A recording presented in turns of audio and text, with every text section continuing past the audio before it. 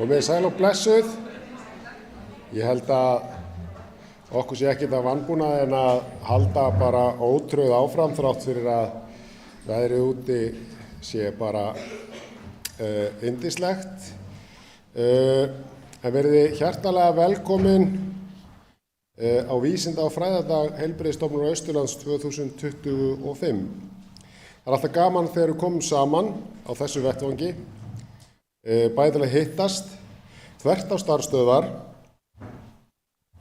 og læra eitthvað gagnlegt í leiðinni.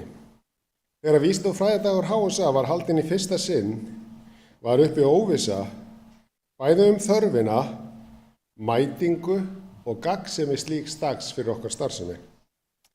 Ég held að í dag efist enginn gildi dags eins og þessa fyrir okkar starfsemi og mikilvægt að halda áfram á þessari braut, en það skiptir það máli fyrir HSA að stöðugt leita leiða til að vekja máls á áhrifaþáttum heilbrigðis. Vísinda- og fræðadagurinn, hann byrjaði sem hugmynd, eins eða fárra, en er nú orðin að árlegum viðburði innan HSA. Mig langar örstutt að minna á að öll höfuð hugmyndir og skoðanir og innan HSA þurfum við á þeim að halda. Hvert okkar getur haft afgerandi áhrif á þjónustu HSA með því að koma sínum hugmyndum á framfæri, því að í hugmyndum felast verðmæti. Öll þurfum við að stuðla að menningu innan okkar starfsemi þar sem að hugmyndir fá umræðu og umfjöllun út frá mismunandi sjónarmiðum og þarf þessi umræða að byggja á trausti eins og raunar öll okkar samskipti. Hvert viljum við stefna og hvað er raunhæft að gera? Ef við miðum á stjörnurnar, þá náum við kannski trjátoppurum. Það er á degi sem þessum sem hugmyndir geta kviknað. Grípum þær og höfum hugrekki til að tjá þær í fullvissu að jarðvegurinn sem við færum okkar hugmyndir í sé byggður á virðingu, trausti og vinsemd, enda byggjum við öll okkar samskipti á þeim grunni. Með þessum orðum set ég Vísinda- og fræðadag Heilbrigðisstofnunar Austurlands sem að nú fjallar samskipti settan. Takk fyrir mig. Séu vel.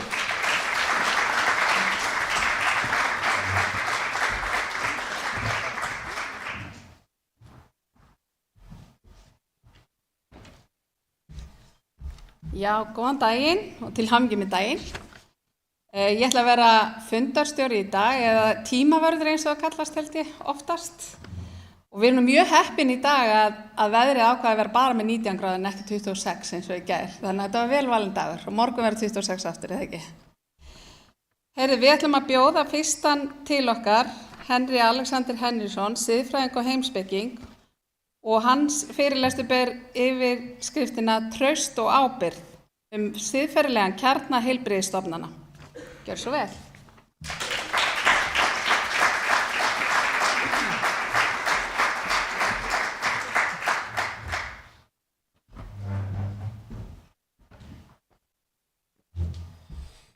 Jæja.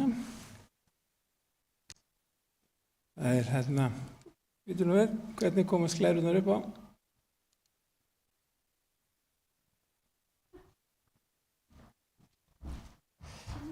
Þetta byrjar vel. Jæja. Ég íti bara á þetta hérna, ok. Bingo. Sko. Jæja, góðan dag. Þetta er náttúrulega alveg ómögulegt að ég settur í ómögulega aðstöðu öllu leyti hérna. Dreg ykkur inn úr góðaveðrinu, ég verði alltaf kallinn sem dróð ykkur inn. Það mun alveg festast í huga ykkar, andlitið mitt og maðurinn sem dróð mig inn úr góðaveðrinu. Þannig að þetta byrjar ekki vel og svo er ég líka hérna eiginlega alveg ómögulega aðstöðu því að það er stundum verið að biðja manna til maður heldur fyrirlestra. Henry ekki tala eins, oft sagt við mig svona, Henry ekki tala eins og heimspekingur. Þú tala bara einhvern veginn yfir fólk alltaf. Ég held ég hef aldrei talað um jafn háu sviði. Ég bókstaflega að tala yfir ykkur hérna. Og ég vona að það verði ekki þannig að þið upplifið það að ég sé bara að tala einhvern veginn yfir ykkur og því að það er alls ekki ætlunin hér í dag. og ég vona að það takist. Ímyndið ykkur bara ég sé hérna niður einhvers staðar og ég sé svona labba á milli ykkar eða eitthvað. En þetta samt bragur á þessu og gaman þetta svona eins og að vera í Sovétríkjunum, sko, að það einhvers staðar hátt uppi og svona messi við fólki. Það akkúrat það sem ég ætla ekki að gera í dag. Ég að reyna sem sagt bara svona til að gefa ykkur aðeins hugmynd hvað mig langar að gera hérna. Ég var kynntur þessi siðfræðingur sem nú kannski ekki titill sem ég nota oft sjálfur. Ég svona heimspekingur sem fæst í siðfræði og mér langaði dálítið að svona reyna að kynna siðfræði svo ég fæst við hana hérna í dag. Hversu hún skiptir máli og hversu þið eru öll að fást í siðfræði og þetta ekki einkamál mitt og það ekki þannig að þessi hægt að fá siðfræðinga svona til þess að redda málum að því að þetta hluti sem við þurfum að ræða saman og nýta oft talað svona þverfaglega og þetta orðið dálítið klísja en í siðfræði á það svo sannarlega við. Við erum öll að fást í siðfræði alla daga. Jafnvel hérna í góða veðrinu, ég var að fara á fund hérna, ég fór á fundi á vísindasiðanefnd í vikunni og formaðurinn sagði við okkur þegar hann kom inn að hann væri með sólvískubit að draga okkur inn í góða veðrinu. Og ég hef aldrei heyrt þetta hugtak sólvískubit og hérna hlót aldrei og fannst það skemmtilegt. Ég hef ekki heyrt þetta hugtak og þetta eru svona það sem ég ætla að gera í dag. Ég ætla að tala nokkur svona, eins og ég heimspekingar gera oft, ég ætla að tala nokkur hugtök og ég ætla að vona að ég búin að tala það að þeir séu svona kannski næru merkingu þeirra, við séum dálítið sameiginlegan skilning á þeim og til hversu þið eru. Og ég hérna á að tala siðfræði og siðfræði svona það fag sem, eins og ég segi, eða það sem ég fæst við í flesta daga, svona hagnýtta siðfræði, svo kallaða.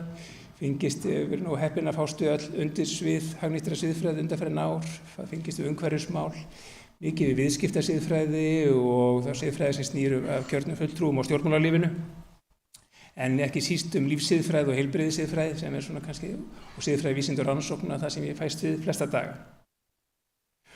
Og siðfræði ekkert annað, ég vona að þetta sé nú bara upprifjun fyrir ykkur flest og þið vitið þetta vel að siðfræði ekkert annað en rökræða siðferðið. Þetta bara eins og siðferði okkar bara eitthvað svona veruleiki sem við getum ekkert sagt okkur úr. Einn af þessum mörgu veruleikum sem saman mynda þennan stóra veruleika sem við öll erum föst í alla daga. Tungumálið annars svona veruleiki og við höfum málfræði til að fást við tungumálið. Siðfræði fæst við siðferðið. Og siðferði eitthvað sem við erum stöðugt að fást við. Og eins og ég segi, komumst ekki hjá. Ég kalla þetta kjarna, þetta ekki einhver viðbót. Oft tala fólk eins og því siðferðilega sé einhver svona viðbót sem ekki svona kannski hugum að og tillitugum. Þegar allt leikur í lindi þá getum við skoðað þessi siðferðilegu mál. En það aldeilis ekki þannig. Stundum heyrir maður fólk segja hluti og þið hefur örugglega heyrt þetta. Að sem fólk segir svona, já ég byggi siðferðið mitt á lögum, það var nú eitt ráðherra sem sagði þetta nú fyrir ekki löngu síðan. En þetta akkúrat öfugt. Siðferðið þessi stóri veruleiki, lögin bara örlítill nafni af okkar siðferði. Það eru hlutir þar sem við þurfum að gera negla og viljum hafa allt á hreinu með og þá setjum við lög og þá setjum við reglur. En langstærstu hluti siðferðislífs okkar og það sem skiptir mestu máli bara óskrifaðar siðareglur sem við lærum af hvort öðru og reynum að mynda okkur ákveðin svona tengsl í sambandi við. Og það sem ég hef lært í mínu fagi og við mitt starfa, það eiginlega svona 2 hugtök sem ég eiginlega enda alltaf að tala og kannski oft ekki talað þegar verið að tala siðfræði. Og það þessi hugtök sem við sáum í titli á erindi mínu og eru hérna á glærunni núna, það eru traust og ábyrgð. Í raun og veru snýst þetta allt þetta. Það hvernig við getum byggt upp traust. Traust var nú nefnt hérna í upphafsorðunum að þessu síðdegi og það á svo sannarlega við. Og ábyrgð kom hvað eftir annað upp hérna í erindunum og í morgun þegar ég fylgdist með fundunum ykkar sem ég fannst mjög áhugavert að fylgjast með. Og þetta svona þessi 2 hugtök sem ég ætla aðeins að tala í dag og hvers vegna þau skipta máli. Og það sem ég langar líka að nefna hérna í upphafi það sem ég hef líka lært. Og það sem fólk kannski oft misskilur í sambandi við siðfræði. Það heldur að siðfræði snúist það og siðfræðilega spurningar snúist það hvort að eigi að gera eitthvað. Það nefnilega ekki þannig. Það bara mjög sjaldan sem að þarf að ákveða þegar siðfræðilega álitamál eru þess eðlis að maður getur fundið rök bæði með á móti í ýmsum málum. Og þetta snýst ekki alltaf það er að segja að banna eitthvað eða koma í veg fyrir eitthvað eða segja að við skulum ekki gera eitthvað. Stóru spurningunum og það sem skipta mestu máli þegar við erum að fást við eitthvað siðfræðilega og forsendur siðfræði hvernig hlutir eru gerðir. Og mikið af því sem ég fæst við flesta daga raun og veru það sem ég kalla starfstengd siðfræði. Að átta okkur á bara hver kjarni fagmennsku, hvernig getum við nálgast hluti faglega og hvað skiptir máli til við erum að reyna að gera það. Og þá komum við að öðru hugtaki sem ég hef fengist mikið við undanfarið og skiptir gríðarlega miklu máli og kemur alltaf fram í svona umræðum. Og ég raun og veru mest að minni kennslu snýst í dag og það er hæfnihugtakið. Við oft látum eins og hæfni sé bara það sama og færni sem alls ekki. Hæfni ekki það sama og leikni. Hæfni ekki það sama og þekking. Lengi vel tölum við það að hæfni væri þar sem þekking og leikni koma saman, hvað við getum gert. En á undanförnum árum hefur beint sjónum okkar í ríkari mæli að því að inn í hæfni, það sem skiptir gríðarlega miklu máli í hæfni, eru þau gildi og viðhorf sem að tilengar sér til starfsins og skiptir kannski mestu máli. Þetta hef ég reynt að hafa í huga, til dæmis í háskólakennslu minni, að við erum að setja hæfni viðmið í námskeiðum, að huga því að við erum ekki bara að kenna einhver ákveðna þekkingu, við erum ekki bara að kenna einhver ákveðna leikni, heldur við að sjá til þess að fólk átti sig á þeim gildum sem skipta máli í þeim hlutverkum sem bíða þeirra sem ljúka námi og líka hvaða viðhorf þau tilenga sér í gegnum námið.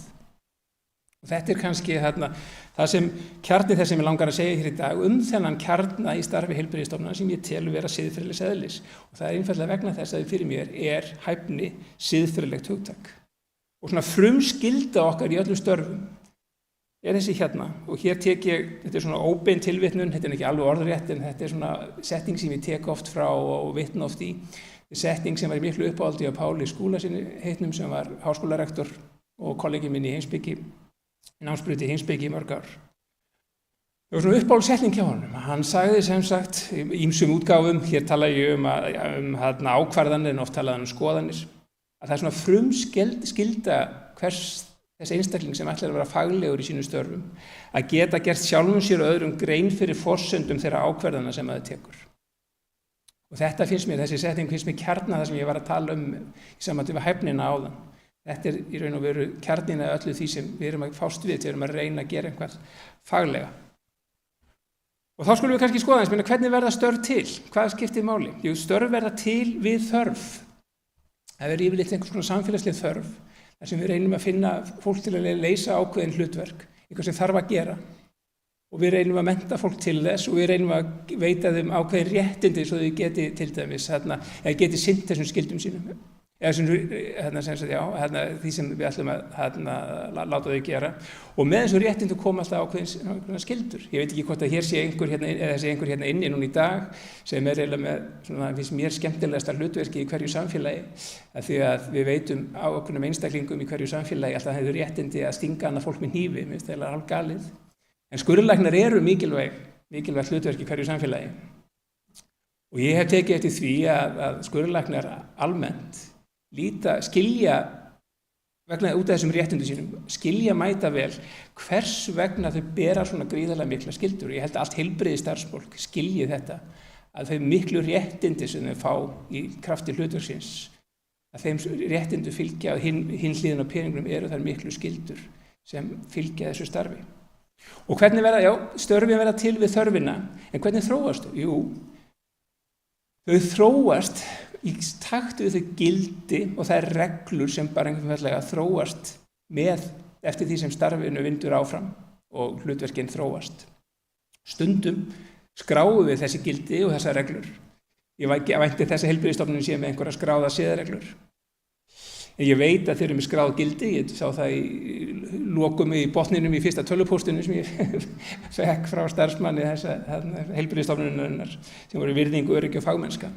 Ég nefni þetta hérna því að fólki finnst þetta kannski augljóst en þetta skiptir gríðarlega miklu máli að þessi gildi og þessi reglur eru til hvort sem við skráum þeirra ekki. Lög er ekki virk og lög gildi ekki nema þau séu skráð.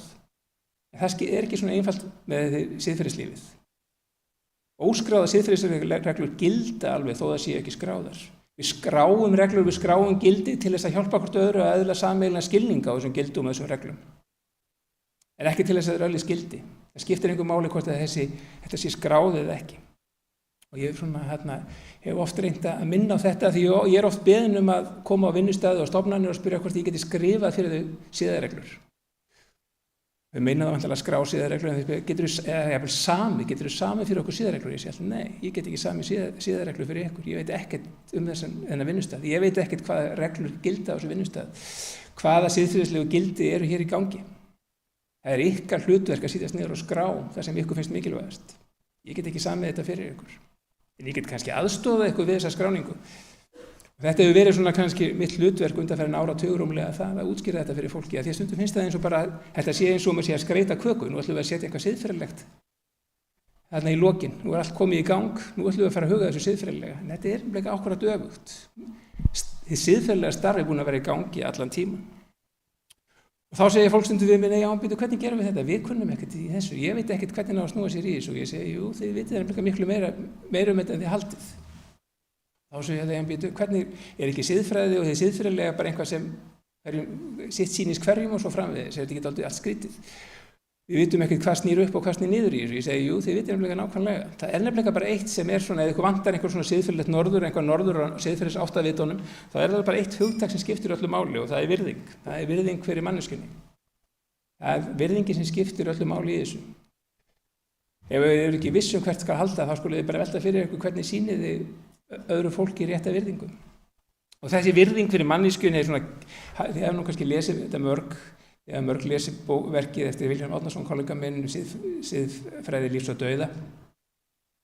Og ég hef með mynd hérna af Siðfræði hver er bók sem ég hjálpaði honum að gera sem er unnin upp úr stutt hver sem er unnin upp úr fyrsta kafla þeirra bókar.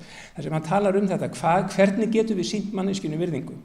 Og hann talar hvernig við gerum það í þessu endalausu togstreitu milli sjálfræði manneskjunnar og umhyggju fyrir henni. Þetta þekki ég mæta vel, þetta er erfiða verkefni okkar allra að átta sig á því hvernig við tryggjum það að fólk sé frjálst og það er dafnir sem siðferðisverur í sínu sjálfræði, en leið viljum við sýna því nauðsynlega umhyggju. Þetta er erfiðast náttúrulega með börn upp á unglingsárin, við vitum ekki hvenær við getum að láta sjálfræði þeirra kikka inn og hvenær umhyggju okkar sleppir og aftur með aldraða, hvenær sjálfræði þeirra er ógnað og hvenær umhyggju okkar er kæfandi við þau. En auðvitað er þetta endalaust togstreita. En það er í þessari togstreitu sem siðferðislíf okkar er lifandi og skiptir máli. Þetta er kjarni þess sem heilbrigðisstarfsfólk er að fást við alla daga. Það er að finna rétta jafnvægi þarna á milli og náttúrulega líka sína jafnræði og réttlæti í eitthvað störfum. Og þá erum við kannski komin að þessum tveimur hugtökum sem ég nefndi í titlinum. Hugtökin sem ég segist að tala alla dag og enda alltaf að tala hvað sem ég er að fást við og það eru ábyrgð og traust. Og ég tala alltaf þetta því að mér finnst fólk ekki alveg fara rétt með þessu hugtök og þau eru dálítið flókin. Til dæmis ábyrgða hugtæki á íslensku er dálítið flókið. Við eigum bara eitt hugtæki eða tvo hluti, óskyldar hluti. Það er annars vegar þegar við þurfum að bera ábyrgð á einhverjum verkefnum sem enskur oft tala sem responsibility. En svo eru líka ábyrgðin sem á ensku kallast accountability, þar sem við erum að svara fyrir alveg sem ég var að vitna í Pála áðan, það sem við reynum að svara með því að útskýra fyrir sjálfum okkur og öðrum þær forsendur sem liggja þeim því til grundvallar sem við fáumst við. Og það er þetta kannski ábyrgða hugtak sem ég kannski hugsa mest það er þetta fyrirsvar okkar í hlutverkum okkar. Að við segjum fólki, séum tilbúin að svara fyrirbýtu, hvers vegna gerðu þetta svona, hvaða ástæðu, hvaða rök og hvaða forsendur liggja að baka ákvörðuninni. Og þetta skiptir máli þegar við tölum trausti. Ég geti spurt ykkur hér, við hefum ekki tíma hérna til þess að fara á hvert borð og spyrja ykkur all út í þetta. En hvað kemur fyrst upp í hug ykkar þegar ég spyr traust? Við tölum öllum traust alla daga. En hvað er traust? Traust er nefnilega ákveðið samband, gríðarlega mikilvægt samband og eiginlega nauðsynlegasta samband í siðferðilega samband sem er til í hverju samfélagi. Sem er sambandi milli þess sem er berskjaldaður, yfirleitt í ljósi í krafti einhvers þekkingarleysis. Og þess sem þarf að gæta trúveruleika sínum. Þetta er á milli þess sem er berskjaldaður og veit ekki einhvað, getur ekki vitað einhvað jafnvel. Og þess sem býr yfir þekkingunni og leikninni og hæfninni að lokum. En þarf að huga trúveruleika sínum, að það er í krafti trúveruleikan sem að getum í raun og veru þeim berskjaldaði getur treyst honum. Og oft er sagt í mínu eyru að gagnsæi skapi traust. Ég held að það sé hættulegur hugsunarháttur. Að það sé bara einfalt gagnsæi sem skapi traustið. Vegna þess að sá sem þarf að treysta þess vegna þess að viðkomandi hefur ekki til að bera þessa þekking og þann skilning sem sá sem býr við trúveruleika þarf að hafa til að bera. Og þetta er svona þetta sem skiptir miklu máli að því að lífsiðfræðin, þessi bioethics, varð til, sérstaklega svona upp á 1970, sem svar við þessari hugmyndum að læknir eða rannsakandi, þetta er svona á tveimur sviðum, þetta er fyrst og fremst læknar og svo kannski þeir sem voru að fást við rannsóknir, að þetta var svo sterk hugmyndafræði að sá sem var náttúrulega í þessari stöðu að búa yfir þekkingunni og vera sem sagt sá sem var svona fyrir yfir þeim sem var berskjaldaður, sem er þáttakandi í rannsóknum eða sjúklingur, að hugmyndin var þessi að viðkomandi veit allt best, hann þarf ekki að svara fyrir ákvarðanir sínar. En það var þetta sem breyttist með tilkomu lífsiðfræðinnar og það sem við vorum að fást við í upphafi, það var að breyta þessum hugsunarhætti, að kynna til söguna þetta ábyrgðarhugtak sem við erum að tala um áðan, ábyrgðarhugtaki fyrirsvarið, að þora og vilja leggja í samræður við sjúklinga eða þjónustuþega eða þáttakandi í rannsókn, að vilja þora að svara fyrir spurningar hvernig þetta gera þetta svona, hvernig ætlar að fara með gögnin mín, hvernig ætlar að gera þetta í fráframhaldinu. Og þetta er kjarnin í þessu okkar starfi sem fáumst við siðfræði undanfarna áratugi og miklu frekar náttúrulega þeirra sem starfa á heilbrigðisstofnunum. Það er þessi hugafærsbreyting. Og við höfum alveg átt okkur að hversu mikilvæg þessi samræða er og þið þekkið þetta öll mæta vel.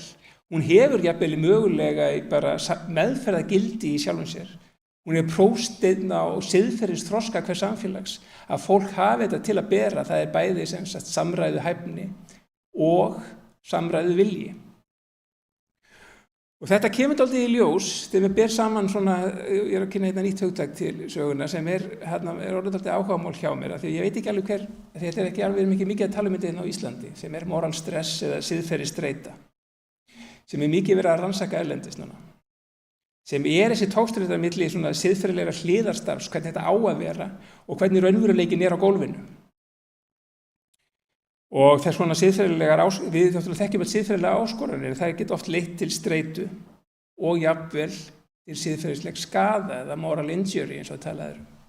Og þetta þekkjum við náttúrulega hjá þeim sem eru, og rannsóknir byrjuðu á þessu fyrirbæri hjá þeim sem eru hvattir til að fremja óhæfuverk í hermönnum og í slíkum hlutverkum.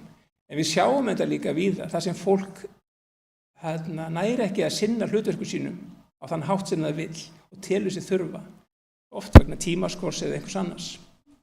Og þetta er svona farið að vekja meiri athygli, hvort að fólk fái, sem sagt, fagfólk fái tækifæri til þess að sinna þeirri samræðu sem það þarf vegna þess siðferðiskjarna sem er í þeirra hlutverkum. Og mér finnst þetta benda til þess að því við sjáum dæmum þetta, að fólk sé bara nokkuð meðvitað siðferðilega kjarna hlutverksins, hvort sem það er talað opinberlega það eða ekki. Spurningin er bara hvort að fagfólki fái tækifæri til þess í þeirri menningu sem myndast á starfsstöðum til þess að bregðast við eins og það telur sig þurfa. Ég hafði ákaflega gaman að vera að sitja í morgun og sjá þessa frábæra tölu sem þið fáið hjá ykkar stofnun í starfsánægju og allar ánægjutölur. Þetta er býsna magnað hvað vel gengur en það er líklega vegna þess að fólk fær tækifæri til þess að eiga í nægilegum samskiptum og samræðum við skjólstæðinga og þjónustuþega sem nauðsynlegt er, sem bendir til þess að þessi siðferðilegi kjarni starfseminnar sé til staðar. Þannig að til að ljúka þessu, hef ekki fengið viðvörunarbjöllur frá en ég ætla að eins og ég segi, þetta er sólin skín úti og ég vil ekki auka á sólviskubiti inni. En það sem er svona ég er að spyrja með þessa dagana hvernig getum við hugað að hlutverki stöðu og kynning og siðfræði ljósi þess sem ég er að tala um hérna. Það sem hún er ekki, siðfræði snýst ekki að kynningu og reglum, snýst ekki að ætla að gera einhverjar ótrúlega háleitar kröfu til fólks og karakter þeirra eða einhvað þýjunlíkt. Heldur miklu frekar að siðfræði sé einhvers konar fléttað inn í starf allra, sé meðvituð siðferðilegan kjarna þess starf sem fólk er að fást við. Og því hún má ekki vera á fjarlæg. Hún má ekki vera eitthvað sem aðrir gera. Hún má ekki vera það sem ég fæst við og ég kallaði til af því að það þarf að fá einhvern siðfræðing til að skoða málin. Ég veit að ég er að tala sjálf á mig niður og mikilvægi mitt en þetta er samt staðan eins og hann er. Það er siðferðilegu kjarni í flestur sem við tökum okkur fyrir hendur. og í flestum hlutverkum okkar í samfélaginu. Hann er óvíða sterkari heldur en í heilbrigðiskerfinu.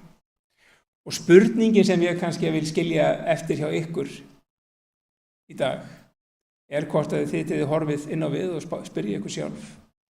Hvort að þið teljið ykkur hafa hæfni til að fást við þennan kjarna eða hvort að þið sé hægt að bæta á einhvern hátt og það sé hægt að aðstoða með það.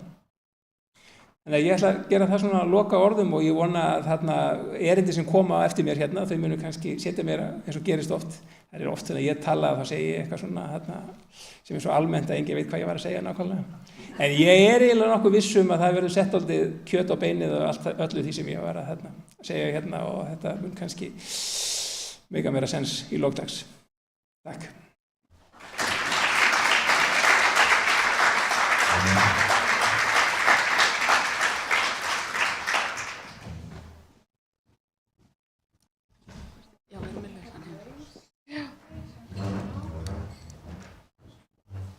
Nú var laus mikrofón.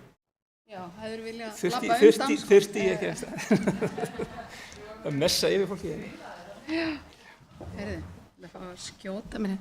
Já, Takk kærlega fyrir frábært erindi. Við erum á mjög góðan tíma, þannig að ef það eru einhverju spurningar úr sal, þá Magga einhvers staðar hérna í hlaupaskónum held ég, með mikrofón. Og stefnir beint til Eyjólfs held ég.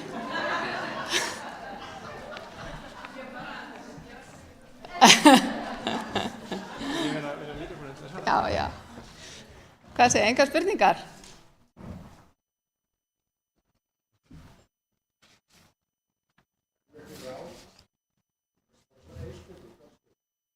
Já. Fáðu mikrofón bara og ég skal... Við erum í beinu streymi þannig að það er gott að hafa það með upp að allir heyri. Nei.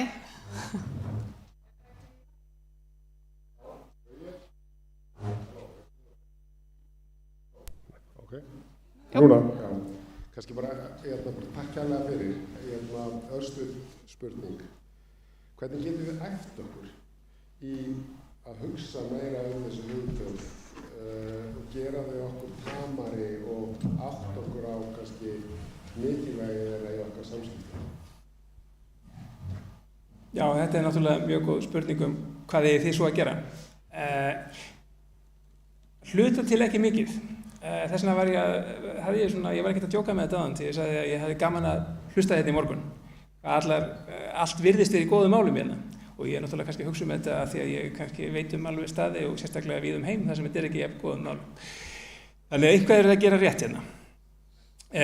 Hvað nákvæmlega að gera? Ég var nú að segja fólkinu sem ég sitt með á borði hérna áðan að ég svona að reyna að átta mig á því hvernig þetta er best að gera þetta og hef verið að gera þetta fyrir ég sem sagt til dæmis gera í síðastlega haust og gera það aftur í haust þá ég að reyna að búa til nýtt námskeið í hjúkrunarfræði sem siðfræði sem áður kend aðeins öðruvísi og meira kend á þennan hátt sem ég sem undirbúningu fyrir þennan hugsunarhátt sem ég að tala hér í dag.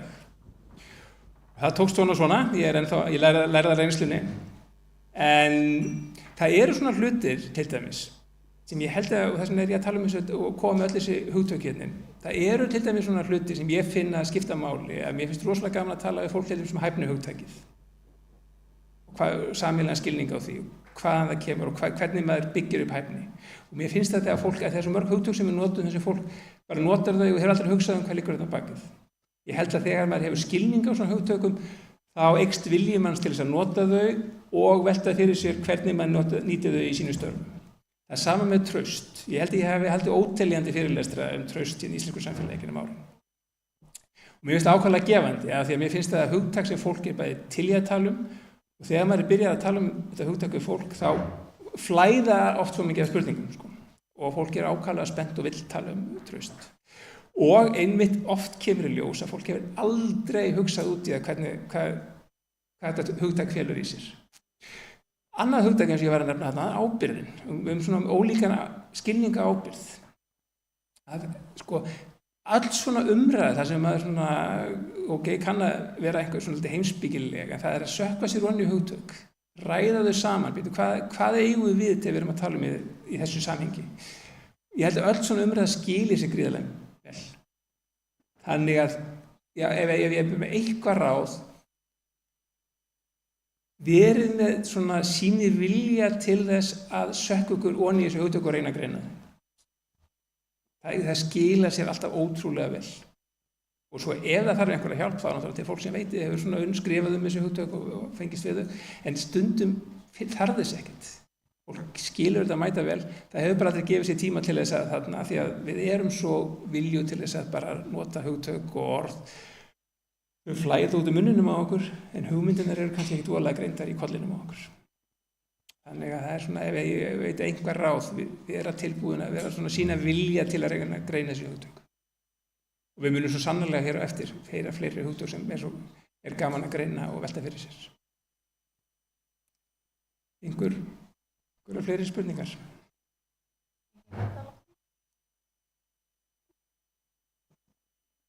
Bara kærlega fyrir. Takk fyrir mig.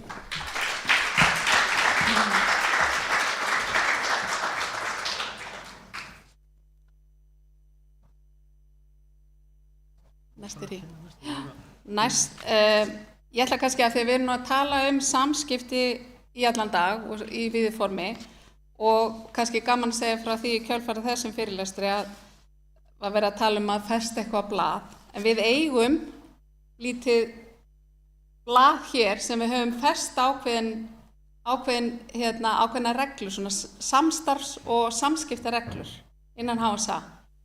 Og þetta til í plakataformi víða og svona litlum vasa spjöldum sem víða inn á stofnunum. Og kannski, að við erum með svo góðan tíma, þá getum við tekið niður nokkra. Fyrsta sem hér á blaði að ég mun koma á og viðhalda jákvæðum samskiptum við fólk. Og ef samskipti okkar ekki nógu góð, læti þið þegar í stað vita. Ég mun ekki ræða það við annað samstarfsfólk nema í sérstökum trúnaði, enda sjái ég þá ríka ástæðu til að leita hjálpar og ræða hvernig ég get bætt samskipti okkar. Það er mörg gullkornanna, við grípum niður eða við fáum svona góðan tíma á milli nokkur. En næst að dagskrá hjá okkur í gegnum tæknilega aðstoð Valla Sigríður Indriðadóttir, stjórnendaráðgjafi og fyrirlesari og samskiptaþjálfari, og fyrirlesturinn hennar með yfirskriftina Heilbrigð mörk gegn meðvirkni. Gjörðu svo vel og velkomin. Takk fyrir.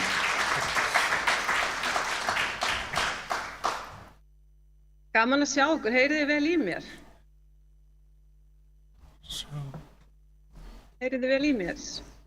Það segir Valbjörn tæknimaður. Heyrið þið, Valli aðeins að hækka, hann að hlaupa upp. Ég sé hann. Já.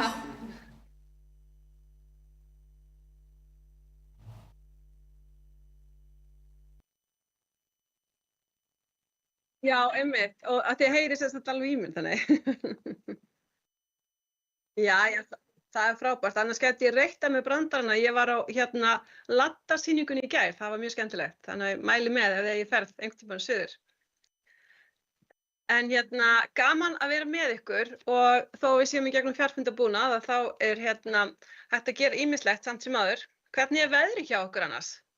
Er ennþá þetta sjúllegaslega góða veður?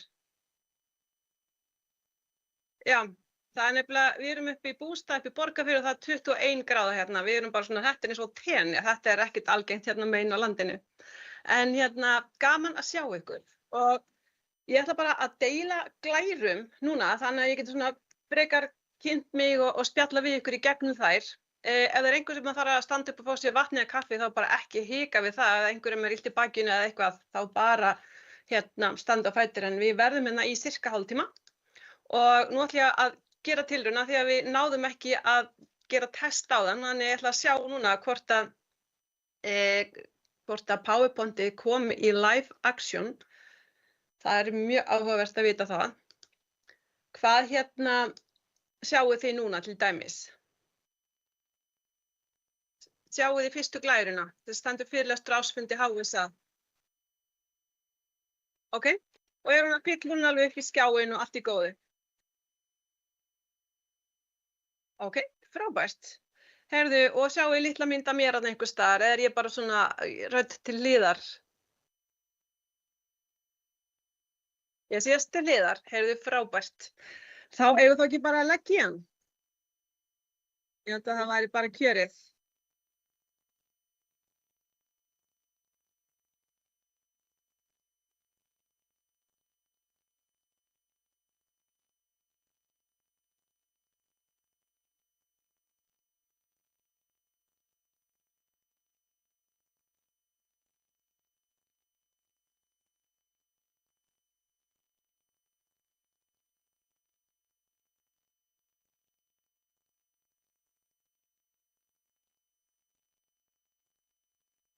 Í dag.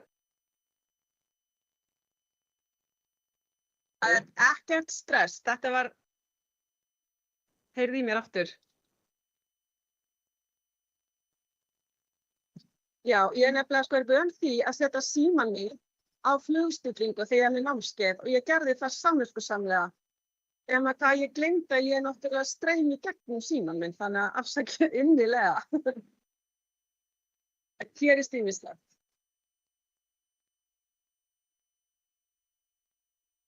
Við bara byrjum aftur. Getið þið kannski slögt á mikrofóninu ykkar rétt á meðan?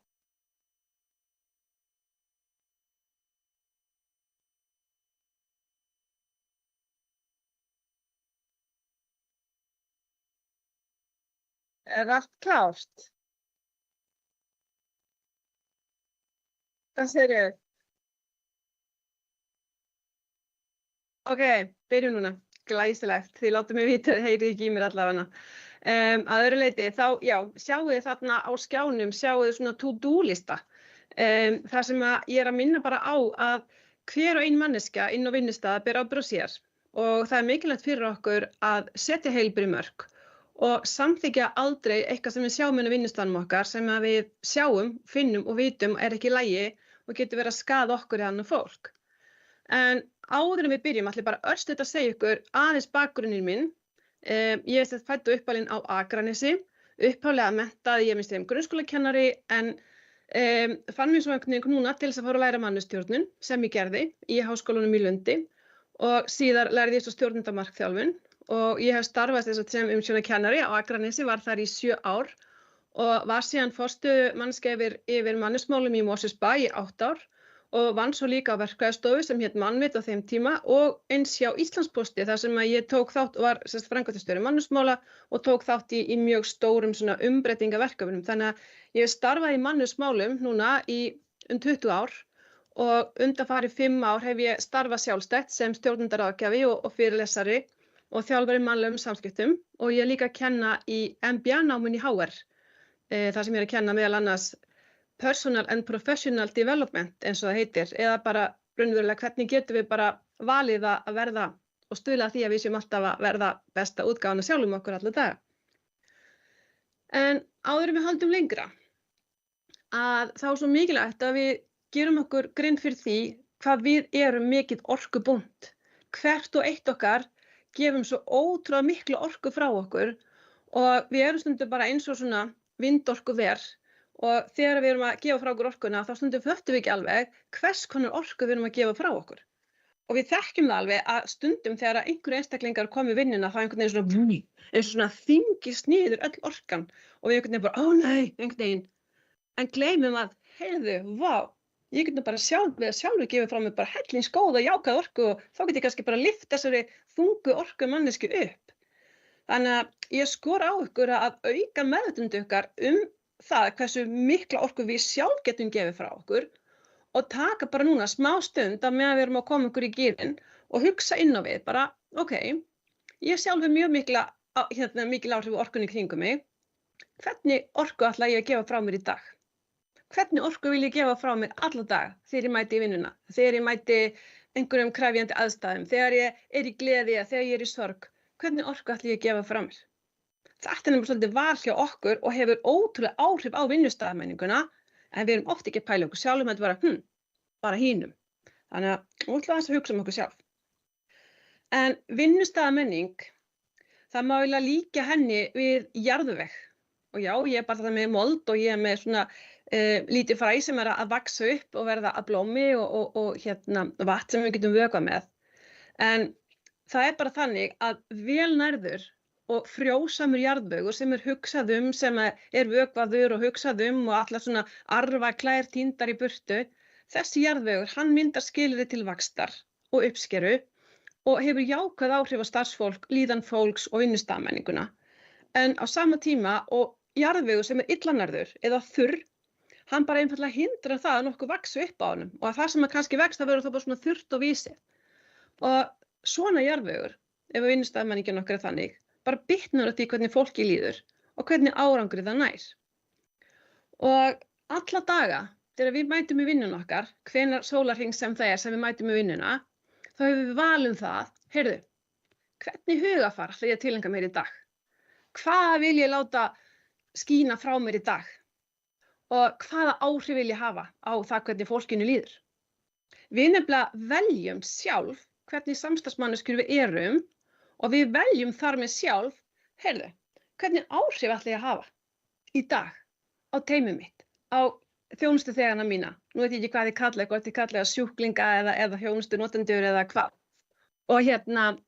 Og málið nefnilega að þegar okkur líður vel, að þá hegðum við okkur vel. Þannig að góð líðan dregur fram jákvæða hegðun. Og starfsfólk, þeir líður betur í vinnunni. Það eru rannsóknir sem hafa verið gerðar þetta og sýnt þetta að starfsfólk sem líður vel í vinnunni, það miklu hamingjusamara og það stendur sig margfalt betur. Það langar að koma í vinnuna og það gerir einhvern veginn allt sem það getur til þess að láta allt ganga upp. Þannig að þarna hefur jarðvegurinn ótrúlega mikil áhrif og við sjálf, alveg saman hvaða starfið við gegnum, hvort sem við erum stjórnendur, verkefnastjórar, æðstustjórnendur, millistjórnendur, almennt starfsfólk, skiptum öll máli. Og málið við erum að vinna á vinnustað þar sem fullt af fólki. Og það líka sjúklingar eða þjónustuþegar. En málið líka að við vitum aldrei hvað í gangi í lífinu á fólkinu í kringum okkur. Við vitum ekkert hvað gerðist í gær eða fyrradag eða í nótt eða fyrir hálfu mánuði og mikið hugmynd það. Við höfum heldur ekki hugmynd það hvernig fólki líður. Það að segja nema að segja okkur það, svo sem þá kannski vitum við það. En stundum skynjum við einhverju orku frá fólki sem við erum alveg bara svona, oh my, þetta eitthvað skrítið. En við vitum ekki endilega hvað liggur á bakvið. Það eina sem við getum verið alveg öruggum og vitum að samfélagið okkar og bara atvinnulífið allt stútfullt af einhverju fyrirbæri sem heita tilfinningar. Og við þekkjum það, við sem notum samfélagsmiðla og erum svona eitthvað sæmilega tæknivædd, við þekkjum það alveg að það mikið af svona lindistáknum sem við getum notað í alls konar. Við erum að skrifa einhvern e-mail og sendum broskall eða við erum að senda skilaboð á makann og sendum hjarta eða eitthvað svona. Og þetta að tákna svona tilfinningarnar okkar, hvernig okkur líður. Þannig að við svo sem sjáum alveg tilfinningar í kringum okkur í alls konar formum. En það eru ýmsar ástæður fyrir því, bara til dæmis að við erum undir miklu álagi eða við erum að upplifa mikla streitu eða erum að upplifa mikið óöryggi, að eitthvað svona getur kallað fram, já,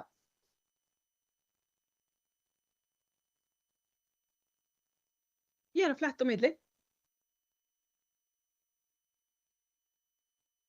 Ó nei, þá ætti ég bara að enda þetta og ég ætla þá bara aftur, það var bara gott ég spurði því að við erum með bara átti ég að prófa aftur hvort að það virki svona og því látið mér bara endilega vita. Og sjá, hvort að það skilir sér núna. Já. Og hvað gerist núna? Flettist núna á milli. Maður sjá, betur nú, ég ekki byrjuð reyndar. Hún komin næsta. Þetta þá glæranum við. Þetta ég. Þetta orkan okkar, vindorkan. Og við ætlum að hugsa áfram hvað orku ætlum að gefa frá okkur. Og takk fyrir ábendinguna krakkar. Þetta var bara frábært að þið komið með þetta. Fínt ég sé þetta líka. Og þetta jarðvegurinn. Og þess vegna sagði ég væri þarna með myndamold og hann ágætti kvöktu á því að það var ekki bara þarna blómin sem voru á forsíðunni. Þannig að takk fyrir þetta. og þarna jarðvegurinn og ég skal svo bara senda glærurnar ef þið hafa áhuga að fá þær á PDF, þá það bara velkomið, þannig að þið getið ég tendar kannski bara Þórarna til þín eða eitthvað. Og hérna það hvernig við áhrifin sem við höfum, að við veljum það, ætlum við að velja að hafa góð áhrif í dag eða ekki. Og svo kemur þá, við vitum aldrei hvað í gangi hjá fólki og þarna komur lindistáknin, tilfinningarnar okkar, sem atvinnulífið okkar stútfyllt af. Og það alls konar sem hefur áhrif á það hvernig okkur líður. Og við erum ekkert alltaf hamingjusöm, við erum ekkert alltaf glöð og það bara mannlegt og við gleymum stundum við erum mannleg og manneskjur upplifa tilfinningar. Og við erum oft glöð, við getum verið áhyggjufull eða við getum verið hrædd eða við getum verið hamingjusöm eða ástfangin eða full af uppfull af kvíða eða alls konar tilfinningar. Og það eru alls konar ástæður líka sem ég var að koma inn á áðan þegar að okkar góða fólk stoppaði mig því glæran var ekki að færast á milli. Til dæmis álag eða streita eða óöryggi sem við erum að upplifa, kannski erum við ekki viss hvernig við að sinna þessu eða ekki viss hvernig eitthvað á að vera. Getur verið breytingar sem við erum gangið gegnum, það getur verið mjög óþægilegt, maður getur alveg farið í þvílíkan bakgír ef það var einhverjar breytingar, það getur verið veðrið eða veikindi eða fjárhagsáhyggjur, það alls konar ástæður sem að kalla fram alls konar tilfinningar innra með okkur. Ofta ekkert endilega, þetta sem ég telja upp hérna núna, nefnilega ekkert endilega að kalla fram jákvæðar tilfinningar hjá okkur. Og þessar tilfinningar hafa áhrif á okkur.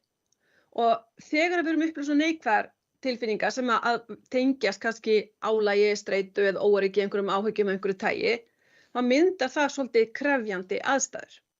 Samskiptavandamál til dæmis getur verið ein af ástæðunum sem að kalla fram erfiðar tilfinningar. Og í svona krefjandi aðstæðum þar sem við erum að upplifa bara þungar erfiðar tilfinningar, þá erum við oft bara mjög mismeðvituð það hvernig við getum í raun og veru brúa bilið á milli þess hvernig okkur líður og milli þess hvernig við hegðum okkur í aðstæðunum eða bregðumst við. Og þess ég með þarna hennar litla trjábút og þessa maura sem að hjálpa stað við að brúa bil og innra með okkur bara, við getum bara hugsað þetta svona myndrænt, bara ef manni líður og slilla, maður bara, bara ótrúlega reiður yfir einhver sem gerðist og maður alveg bara hér, og þá þarf maður að skoða, ok, hvers konar hegðun við bara hjálpa mér þá í aðstæðunum. Og ef við hugsum ekki það, þá oft springum við og það ekki endilega að hjálpa okkur. Og þetta sem ég að tala núna, þetta í mjög einfaldari mynd, getum við kallað tilfinningagreind.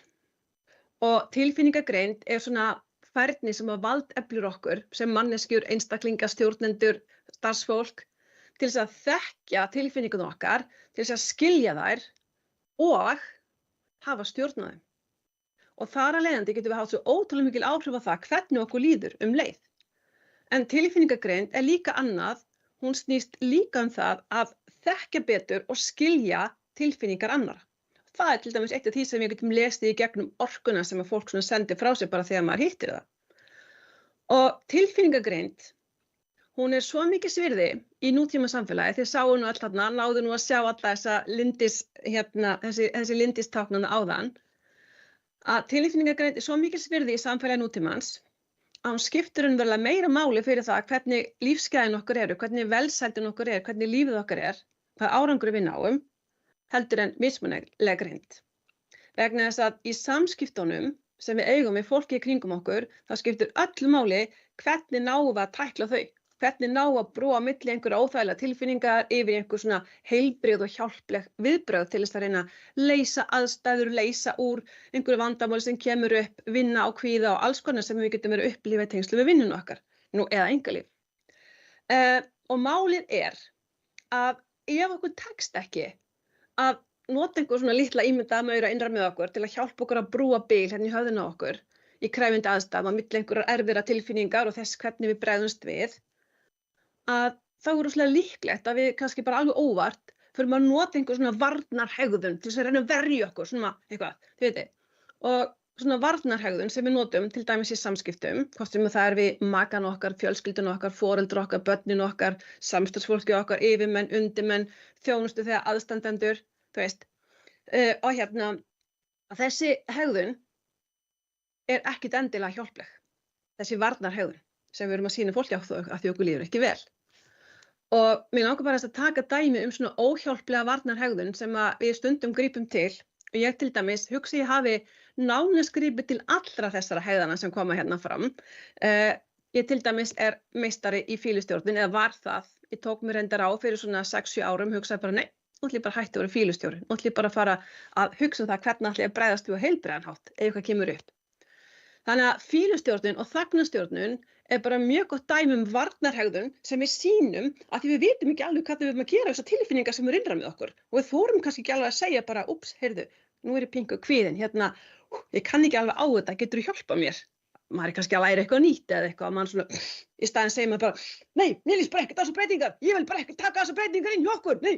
Að því við þorum ekki að segja, heyrðu, ég kannski, hræddi að læra á þetta nýja forrit eða eitthvað. Þá bara fer maður í fílu eða bara þegir. Svo eru fleiri hérna svona óhjálplegar hegðanir, varnarhegðanir, til dæmis að segja ekki það sem manni raunverulega finnst. Maður sér eitthvað sem ekki í lagi og maður bara, ok, segir ekki neitt. Baktal bara eitt versta mein vinnustaða, mjög óhjálpleg hegðun, en oft á tíðum varnarhegðun sem fólk notar því að kannski það upphefja sjálft sig með því að baktala einhverja aðra eða það ósátt með eitthvað og þú eru ekki að segja það og einhvern veginn bara, já, veistu það bara, þeir voru bara að tala, eitthvað hér. Og þetta getur verið baktal gagnvart fólki eða verkefnum eða ákvörðunum eða þjónustuþegum eða aðstandendum eða bara hverjum sem skiptir engu máli. Baktal alltaf mein að við veljum að vera baktala, þá bara markvisst að velja það. Já, heyrðu, ég ætla persónulega hér að eitra fyrir öllum á vinnustaðnum mínum og ég ætla persónulega líka að viðhalda vandamálinu, að ég ætla ekki að leysa, að ég ætla bara að tala það bakvið. Já, ég ætla líka bara að vera vandamálið. Veist? Ef maður tekur það til baktali þá maður basically að ákveða þetta fyrir sig. En við getum sem betur verið ákveðið fyrir okkur og við þurfum ekki að taka þátt í því, því að baktali ekkert annað en svona óhjálpleg varnarhegðun. Sumir vera reiðir, aðrir fara að hóta, sumir refsa fyrir mistök, sumir tala niður til fólks, halda að einhvern veginn geti lyft sjálfum sér upp með því sem mesti miskilningur, sumir alltaf kenningur öðrum taka ekki ábyrgð á mistökum, bara var hann bara hún gerði það eða hann gerði það eða eitthvað slíkt. Sumir bara taka ekki ábyrgð á eigin hegðun. Ég bara svona, það þýðir ekkert að ég bara svona, því ég vil bara sitja uppi með það. Ég hef í alvöru talað þurft að taka samtöl við starfsfólk sem hefur kannski ekki alveg verið að hegða sér upp á sitt besta. Og ég fengi bara ekki þetta svar. Ég get ekkert að þessu gert. En það nefnilega akkúrat málið. Við erum eina fólki sem getur eitthvað að okkar eigin hegðun gert. Þannig að það bara fínt fyrir okkur að fara að setja okkur í stellingar, bara ok, hver ég, hvað áhrif vil ég hafa?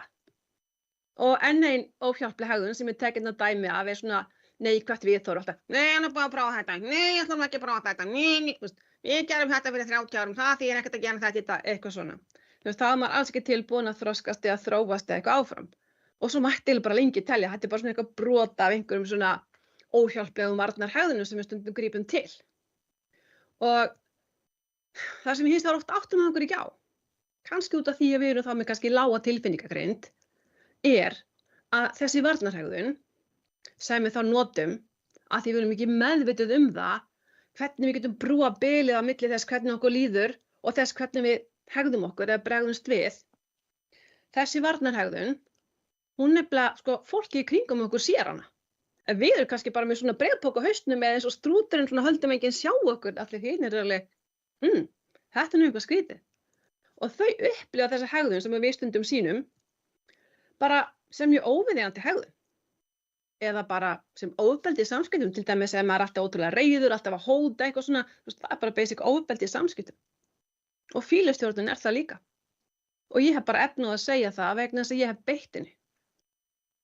Og það ekki fallegt, það ekki gott, ég ekki stolt af því, en ég svo stolt af því að hafa áttað mig á því og geta aflært að nota fýlustjórnunina. Við erum öll mannleg, við höfum öll beitt þessu einhver tímann, en spurningin bara, hvað ætlum við að gera svo hérðan í frá? Ef við erum mikið neikvæð eða föst í einhverju og viljum ekki breytingar og erum alveg hér, þá kannski þessi varnarhegðun farin að birtast öðru fólki bara sem frammistöðuvandi. Og þá erum kannski góður á dýr. Og þetta bara eina sem þetta gerir, okkar varnarhegðun, stuðla bara því að viðhalda vandamálinu. Í stað þess að við getum lagt okkar að mörkum að leysa það. Og það að viðhalda svona vandamálum sem að koma upp kannski út af því að fólk hegða sér ekki vel og fólk hegða sér kannski ekki vel af því að því líður ekki vel. Þetta getur haft ótrúlega mikil erfið og neikvæð áhrif inn á vinnustöðum og haft bara neikvæð áhrif á vinnustaðamenningu, starfsanda, líðan, árangur, sumir hafa hætt störfum, skiljið mig, það er alls konar. Þannig að það sem við erum bara að tala um í dag er bara að auka meðvitund okkar þetta, bara gagnvart okkur sjálfum, samstarfsfólkinu okkar og fólkinu í kringum okkur. Við hins vegar, þegar eitthvað kemur upp og við sjáum eitthvað en á vinnustaðnum okkar sem er ekki í lagi, hvort sem það er hegðun á vandi eða frammistöðuvandi eða eitthvað, þá samt stundum svona eins og við bara svona, ó nei, hérna, já, heyrðu, nein, hættu, nú, hérna, þú veist, já, ég ætla bara ekki að segja neitt. Við veigrum okkur oft við að ávarpa hluti við fólki í kringum okkur ef eitthvað kemur upp. Og við kannski bara blöndust frekar inn í það sem ég kalla þöglaherinn. Og þögliherinn er mjög áhugavert fyrirbæri, hann er til á öllum vinnustöðum. Og þögliherinn, hann er þarna hvíta fólkið í kring og það sér það eitthvað svona eitthvað blikkandi vandamál í miðjunni og þögliherinn bara, já, þetta er nefnilega hópur fólks, reyndar bara langstærsti hluti starfsfólks inn á vinnustöðum sem er duglegt. Þetta er vandvirkt fólk, samviskusamt fólk, þetta er bara við, þú veist, við viljum bara gera vel. Og þessi hópur á það sameiginlegt að sjá bara vandamáli blasa við þarna í miðjunni. Það er eitthvað ekki í lagi. Annaðhvort eitthvað sem varðar hegðun fólks eða framkomu gagnvart öðru fólki, frammistöðu, þjónustu sem er ekki verið að veita eða ekki verið að veita vel eða árangur sem er ekki verið að ná eða eitthvað svoleiðis. En þögliherinn, hann bara gerir ekki neitt. Hann bara lætur hann svo sjá í vandamálið. Hann bíður bara einhvern veginn bara, eins og einhverjum á biðstofu bara, eftir að málinn bara leysist að sjálfu sér bara. Já, þetta hlýtur nú að lagast, þetta, þetta verður allt í, þetta allt í góðu. Hér, og svo er allt í brasi. Og það sem við áttum okkur stundum ekki á heldur í asa dagsins, það er svo mikið í gangi og einhvern veginn allt að gerast, að vandamálin, og vandamálið er kannski bara hreinlega, að vandamál leysast ekki að sjálfu sér. Ef við gerum ekkert í þeim, þá er það bara svo snjóbolti sem maður kannski óvart missir niður fjallslíð og hún heldur að að rúlla og verður bara þú veist, risastórum snjóbolti og svo bara kannski eitthvað snjóflóð sem fer yfir allt, áður en við vitum af. Það er nefnilega fólk sem leysir vandamál. Við. Og ekki bara æðsti stjórnandi, ekki bara framkvæmdastjórn, ekki bara millistjórnendur, heldur við öll. Við þurfum öll að hjálpast að. Vegna þess að ef að þögliherinn, þið veitir, góða fólki sem vil standa sig vel, allir þessi sem eru alveg bara 100% on it, ef þeir gera ekki neitt, ef þeir sjá eitthvað, þið veitir, misjafnt í samskiptum með frammistöðu og gera ekki neitt, þá leiðir það bara af sér að það myndast svona meðverkar aðstæður á vinnustaðnum. Og forsendurnar fyrir því eru svona ákveðin bara, en samt mjög skýr formúla, þar sem við erum að horfa upp á fólk sem er að sýna af sér óviðeigandi hegðun eða, þið veitir, óviðeigandi frammistöðu, annarkvort eða bæði, og við samþykkjum það bara og við gerum ekkert í því, þegjandi og hljóðalaust. Og við skulum alveg, og ég seti þarna neðst í glærurnar ef þið sjáu það, þú veist, kannski getum við verið þetta fólk. Vegna að ég hef bara stundum verið þetta fólk. Ég hef bara bæði stundum verið meðvirk með einhverjum öðrum, en ég hef alveg líka grun það að ég hafi einhvern tímann líka verið manneskjan sem var að sýna varnarhegðun og fólk var alveg svona, ó nei, hvaða rugl er nú þetta? Þannig að þetta getur bara komið fyrir okkur öll. Það sem mér finnst svo áhugavert og ég er alltaf að pæli og spurja og skoða, ég er mikið að gera vinnustæðgreiningar og pæli í þessu, þú veist, af hverju velur fólk að blanda sér þöglaherinn og vera meðvirk eða óvirk, gera ekki neitt, í stað þess að taka málum. Og það sem að fólk hefur sagt til mig, ég kasta hérna fram sem spurningu er, að stundum skortur okkur bara hugrekki til þess að horfast í augu við, heyrðu, það er vandamál, við þurfum að taka því. Og stundum skortur okkur hugrekki til þess að bara segja það sem okkur finnst, heyrðu, við erum nú bara búin að ákveða að hafa góða vinnustaðmenningu á þessum vinnustað þannig að svona framkoma er ekki eitthvað sem við viljum hafa hér. Nei, við segjum það bara ekkert. Við erum bara svona, já, við förum svo bara í sauma á kvöldið og tölum bara illu mannskjuna sem var ekki að hegða sig vel í staðinn fyrir bara að leysa máli með henni. En það er nefnilega annað sem við erum oft hrædd við og það er það að ef við segjum eitthvað eða gerum eitthvað eða ræðum við fólki sem umræðir sem er ekki að standa sig vel eða hegða sig illa, þá erum við oft hrædd við það hvernig það bregst við. Hvað ætlaði að gera? Ætlaði að verða bara, ætlum bara að öskra mig, ætlum bara að lemja mig eða hvað ætlum að gera? Ætli ég verði bara útilokuð ef ég fer að ræða þetta, ætli ég verði ekki lengur vinsæl eða, þú veist bara, og hvernig, og stjórnendur eru oft uppteknir af þessu bara, ætli ég verði ekki lengur vinsæl í stjórnendinni ef ég gera eitthvað í þessu. Þannig að hann kannski dregur úr því að gera eitthvað. En það er ótrúlega mikilvægt fyrir okkur að muna það að það hvernig annað fólk hagar sér eða bregst við, eða ef við erum að benda þeim á eitthvað, leiðbeina þeim með eitthvað, þeirra viðbrögð hafa ekkert með okkur að gera, ekki neitt. Hins vegar koma viðbrögð fólks í svona aðstæðum bara upp það sjálft. Og þá veit maður það bara, ok, þessi manneskja verður bara reið ef ég fer að veita henni endurgjöf eða bendi henni á eitthvað sem má byrja að fara. Það gefur nú bara til kynna að þessi manneskja, hún hefur ekki fengið gott veganesti heima. Það er nú verst fyrir hana.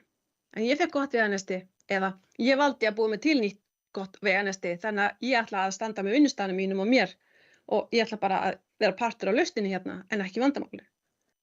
Þannig að viðbrögð annarra hafa ekkert með okkur að gera. Við stýrum því aldrei hvað annað fólk segir eða hvernig það segir það. Eða hvað, hvort að öskra á okkur eða fara í fílu við okkur eða hvað.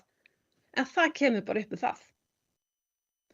Og eina sem við getum gert er að bara velja, ok, alveg sem hvað kemur upp, ég ætla að bregðast við yfirvegun, ég ætla að vera meðvituð um það hvernig hegðun ég ætla að nota núna, eitthvað sem hjálpar mér, ég ætla að hafa hugrekki til þess að standa með mér, standa með vinnustaðnum mínum og ég ætla að velja það að vera alltaf hluti á lausninni. Ég ætla ekki að fara að baktala eitthvað hérna eða láta eitthvað viðgangast hérna bara á bakvið af því ég þori ekki að taka þátt í því. Ég ætla með þetta að vera partur á lausninni. Ég ætla ekki að vera meðverk, strengja brúð einhvers annars, fara til duttlungum einhvers annars og bara viðhalda vandamálunum af því ég þori ekki að segja það sem mér finnst. Þori ekki að standa með mér, standa með teyminu mínu, sviðinu mínu, vinnustanum mínum. Við berum ábyrgð sem samstarfsfólk og okkar hlutverk er meðal annars að virkja þöglaherinn til góðra verka. Því að við erum með meiri partinn með okkur, ég segi stundum bara, ætla að fá að sletta á ensku, we have the numbers. Þetta eru 95, 98, 99% af fólki sem er bara, hei, ótrúlega duglegt og vill standa sig vel, Það er kannski þar manneskjur til vinnustanum sem er eitthvað svona stundum case, þau veitir. Og svo að það geta allstaðar alltaf, heldur er ég bara líka að segja, það er gott fyrir okkur að hafa þetta í huga, þannig að við getum bara komið í veg fyrir að svona aðstæður myndist. En við þurfum bæði að hvetja fólkið okkar áfram, samstarfsfólkið okkar og hrósa því, þakka því fyrir og bara láta minna það á hvað er frábært, hvað ánað að hafa í kringum okkur. Við þurfum líka að geta sett í heilbrigð mörk. Og heilbrigð mörk eru bara einfaldlega það, raunverulega, hvað er viðeigandi. Þannig að heilbrigð mörk segja til það hvað er viðeigandi hegðun eða viðeigandi frammistaða. Í samræmi við það hvað við höfum að gera eða hvernig við erum búin að ákveða að hegða okkur. Ég heyrði nú eitthvað aðeins þarna áður en að fyrirlesturinn minn byrjaði varðandi það hvernig við ætlum að hátta samskiptum inn á vinnustaðnum. En þetta að geta sett heilbrigð mörk og geta orðað bara væntingur okkur það, þetta til hvers ætlistu við að fólki þegar það kemur að frammistöðu, til hvers ætlistu við að fólki þegar það kemur að hegðun. Við þurfum að geta sagt það á skýran og fallegan og trúverðugan hátt. Og þegar ég fór fyrir svona 15-20 árum að byrja að segja frá þessu, þú veist, hvernig þetta ætti að vera, að ég sé Valbjörn minn, að þá fór ég hugsa, ok, ég var kannski ekki endilega best þjálfuð í því að fara inn á þessu hluti, en ég hugsa oft, hvernig myndi Vigdís Finnbogadóttir orða þetta? Eða hvernig hefði afi minn orðað þetta? Eða gamli skólastjóri minn? Einhvers sem ég vissi að myndi geta orðað hlutina vel. Og ég fór bara að þjálfa mig. Og við getum gert það líka. Og það er fullkomlega eðlilegt að því við erum mannleg og stjórnendur líka að við gerum tilfallandi mistök í samskiptum, það er bara eðlilegt. Tilfallandi mistök í frammistöðu, það er líka bara eðlilegt og við bara byggjumst afsökunar á því og svo bara áfram gakk. En ef þetta fara að gerast ykkur einasta degi, mistök í hegðun eða mistök í frammistöðu, ykkur einasta fund, ykkur einasta dag, eitthvað, þá er ekki lengur mistök. Þá er bara ávani og þá þurfum við að vera meðvituð það, heyrðu, við ætlum að hjálpast að og setja heilbrigð mörk.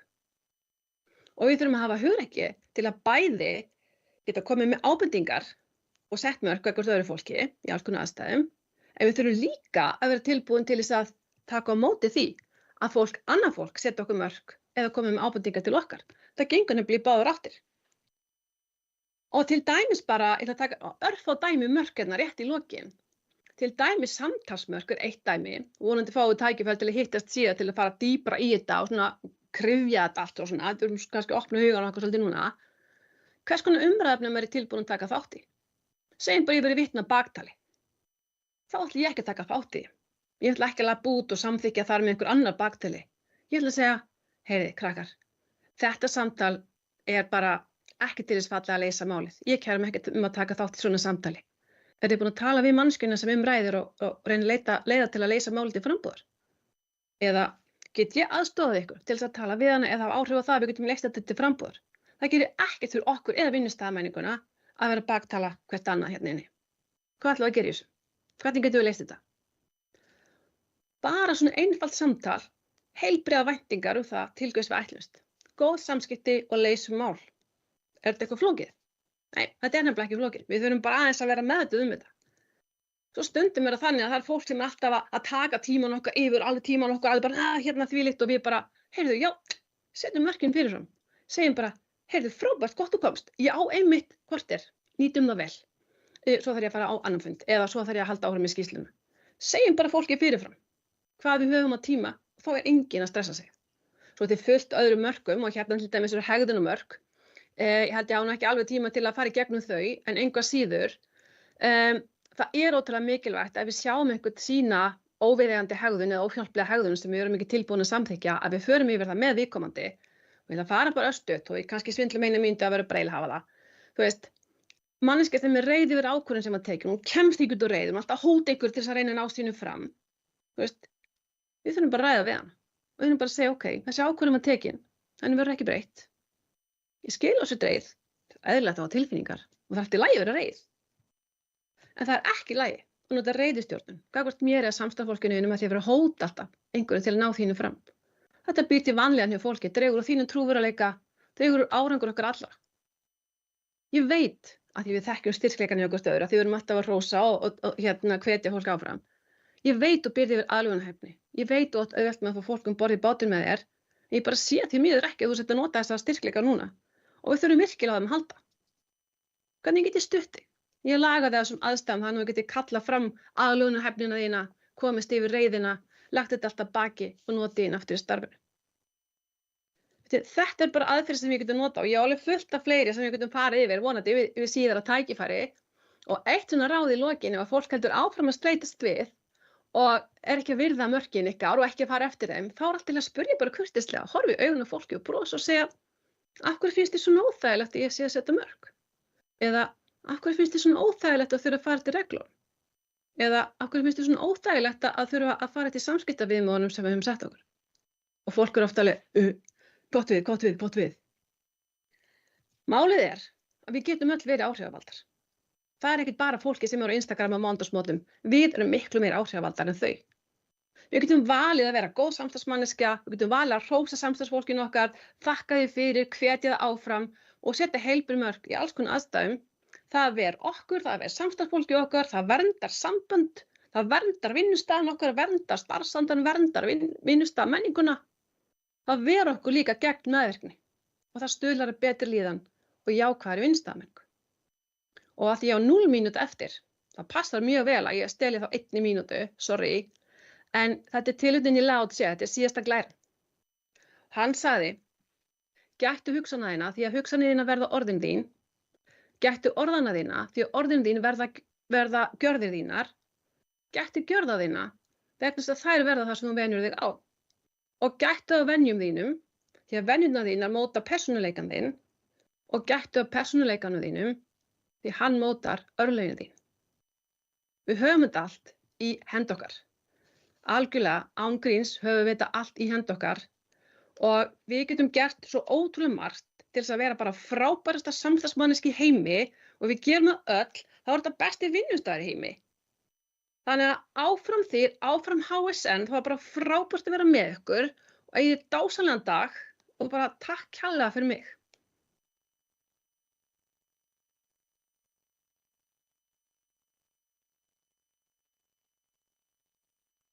Yep.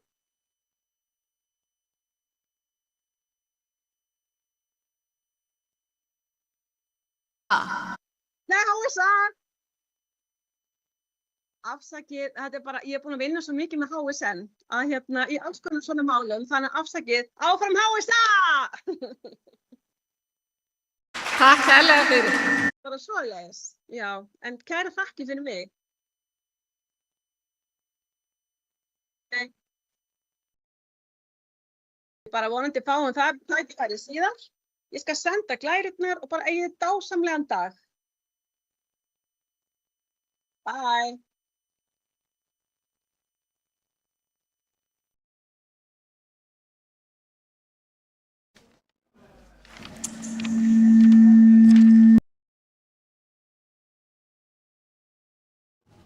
Það er ekki slökkt á ykkur.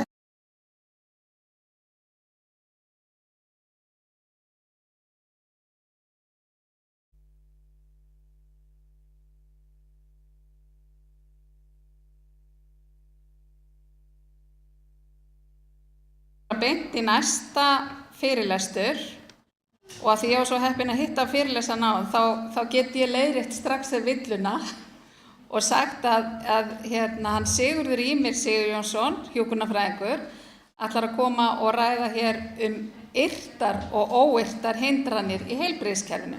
Gjörðu svo vel.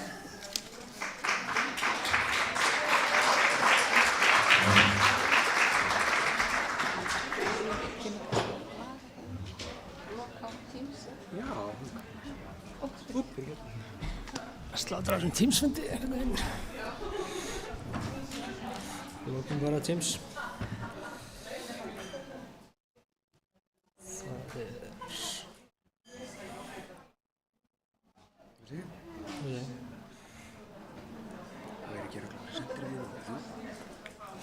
Við getum þetta þannig en röður. Góðan daginn. Mikið var nú gott að mæta inn í morgun í sólina, en shit, lyktin. En ég finn allavega að ég stóð hérna upp í ponti í morgun og það er heitara hérna núna. Svona heitin rísgrænilega upp. Ég heiti Sigurður, ég er hjúkrunarfræðingur og hef síðan árið 2020 starfað svona að tala hinsegin málefni og ég ætla að tala hérna í dag svona hindranir innan heilbrigðiskerfisins út frá sjónarhorni hinsegin fólks, en það má náttúrulega yfirfæra það miklu leyti yfir á minnihlutahópa.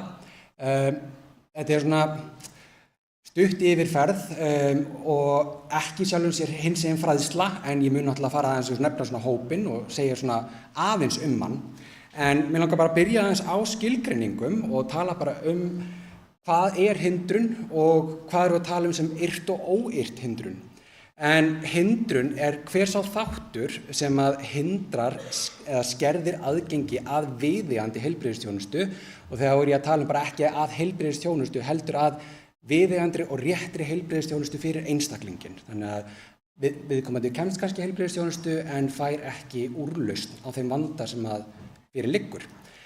Yrt hindrun eru samskipti við heilbrigðiskerfið. Það er raun og veru þegar að viðkomandi hittir okkur eða hringir eða hvað sem það er, hvað gerist í þessum samskiptum. Þetta á ekki alltaf við að við séum ógeðslega leiðileg sem heilbrigðisstarfsmenn, við erum að reyna að vera leiðileg, heldur á upplifun einstaklingsins af samskiptunum. Og það sem við segjum þýðir ekki endilega að það skilir sér sem upplifunin sem við meinum. Óyrt hindrun eru síðan svona, það eru duldar og sýnilegar hindranir sem að er eins og aðstaða, staðsetning, kostnaður við það að fara í þjónustu, en líka orðanotkun. Við vitum það til dæmis á Íslandi þá erum við mjög kynjuð þjóð og við notum kynjuð orð mjög mikið. Íslenskan er mjög kynjað tungumál, til dæmis að tölum við kvensjúkdómadeild, en erlendis myndi það kallast gynekológía, þannig við bindum það við kyn en ekki við kynfæri. Þar að leiðandi þá upplifir til dæmis transmenn sem kynsjúkdómadeild sem útilokandi þátt. Það er óþægilegt að fara þangað. En viðhorf gagnvart þjónustunni er líka þáttur út af því að viðhorf myndar hindrun sem að við föttum ekki alltaf, og við áttum við stórt vandamál varðandi ákveðna þjónustu í Reykjavík þar sem að það kom risa hindrun fyrir hinsegin fólk að leita í þjónustuna, en það þurfti að adressera það og leiðrétta það sem að var gert og það jók aðgengið. Hinsegin fólk er síðan stór fjölbreyttur hópur Ég tek hann bara sem dæmi út að ég er náttúrulega ekki að fara djúpt ofan í hinseginfræðin, en hinsegin einstaklingar eru þeir sem eru með kynverund utan hefðbundinna viðmiða. Þannig að þá erum við að tala vitið þið hvað kynverundin er, svona stóra samhenginu? Mikið nú gott að vera innan hefðbundinna viðmiða. Kynverundin eru litlu púsluspilin sem mynda okkur. Það til dæmis gagnkynhneigð, samkynhneigð, tvíkynhneigð, kynhneigðin, kynvitundin, cis, trans, kyneinkennin, bara litningarnir, kynhormónin, kyntjáningin, hvernig við klæðum okkur, hvaða hlutverk við leitum í. Hver og einn hefur mismunandi púsluspil sem myndar sig. Það kynverundin okkar og hún einstök fyrir okkur öll. Ákveðin kynverund náttúrulega fellur innan svona ákveðna hefðbundina viðmiða, en hjá þeim sem eru með kynverund sem eru ekki innan normsins, þá erum við að tala hinsegin. Það svona þessi stóri hópur. Það að vera samkynhneigður og það að vera trans, algjörlega ólíka reynslur og við eigum voða lítið sameiginlegt að upplifun okkar á lífinu, en hins vegar þá eigum við það sameiginlegt að við erum með kynverund sem er ekki innan hefðbundina viðmiða. Þess vegna tölum við þennan hóp sem hinsegin. Þess vegna svona réttindabarn þess eðlis að við erum einn hópur undir einni reglíf. En bara svona til að tala aðeins hvað þessi hópur skilgreinist líka sem, þá það að tala um jaðarkynverundarhópur. Jaðarkynverundarhópur er hópur sem hefur lent í ferli jaðarsetningar út af kynverundin sinni og þar af leiðandi hefur ekki greiðan aðgang að menntun, pening, völdum, virðingu og öllu þessu sem fylgir jaðarsetningu. Þetta er hópur sem verður fyrir fordómum, verður fyrir öráreitum, staðalmyndum og mismunun. Hafið þið heyrt hugtakið öráreiti áður? Einhverjir, já. Svona öráreiti eru litlu potin sem við lendum í svona dagstaglega og í meira mæli þegar við erum hinsegin.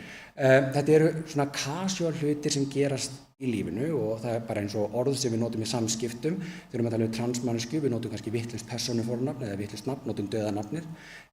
Einstaklingar fylla út spurningalista og það er bara kall kona, en viðkomandi kannski kynsegin eða kvár.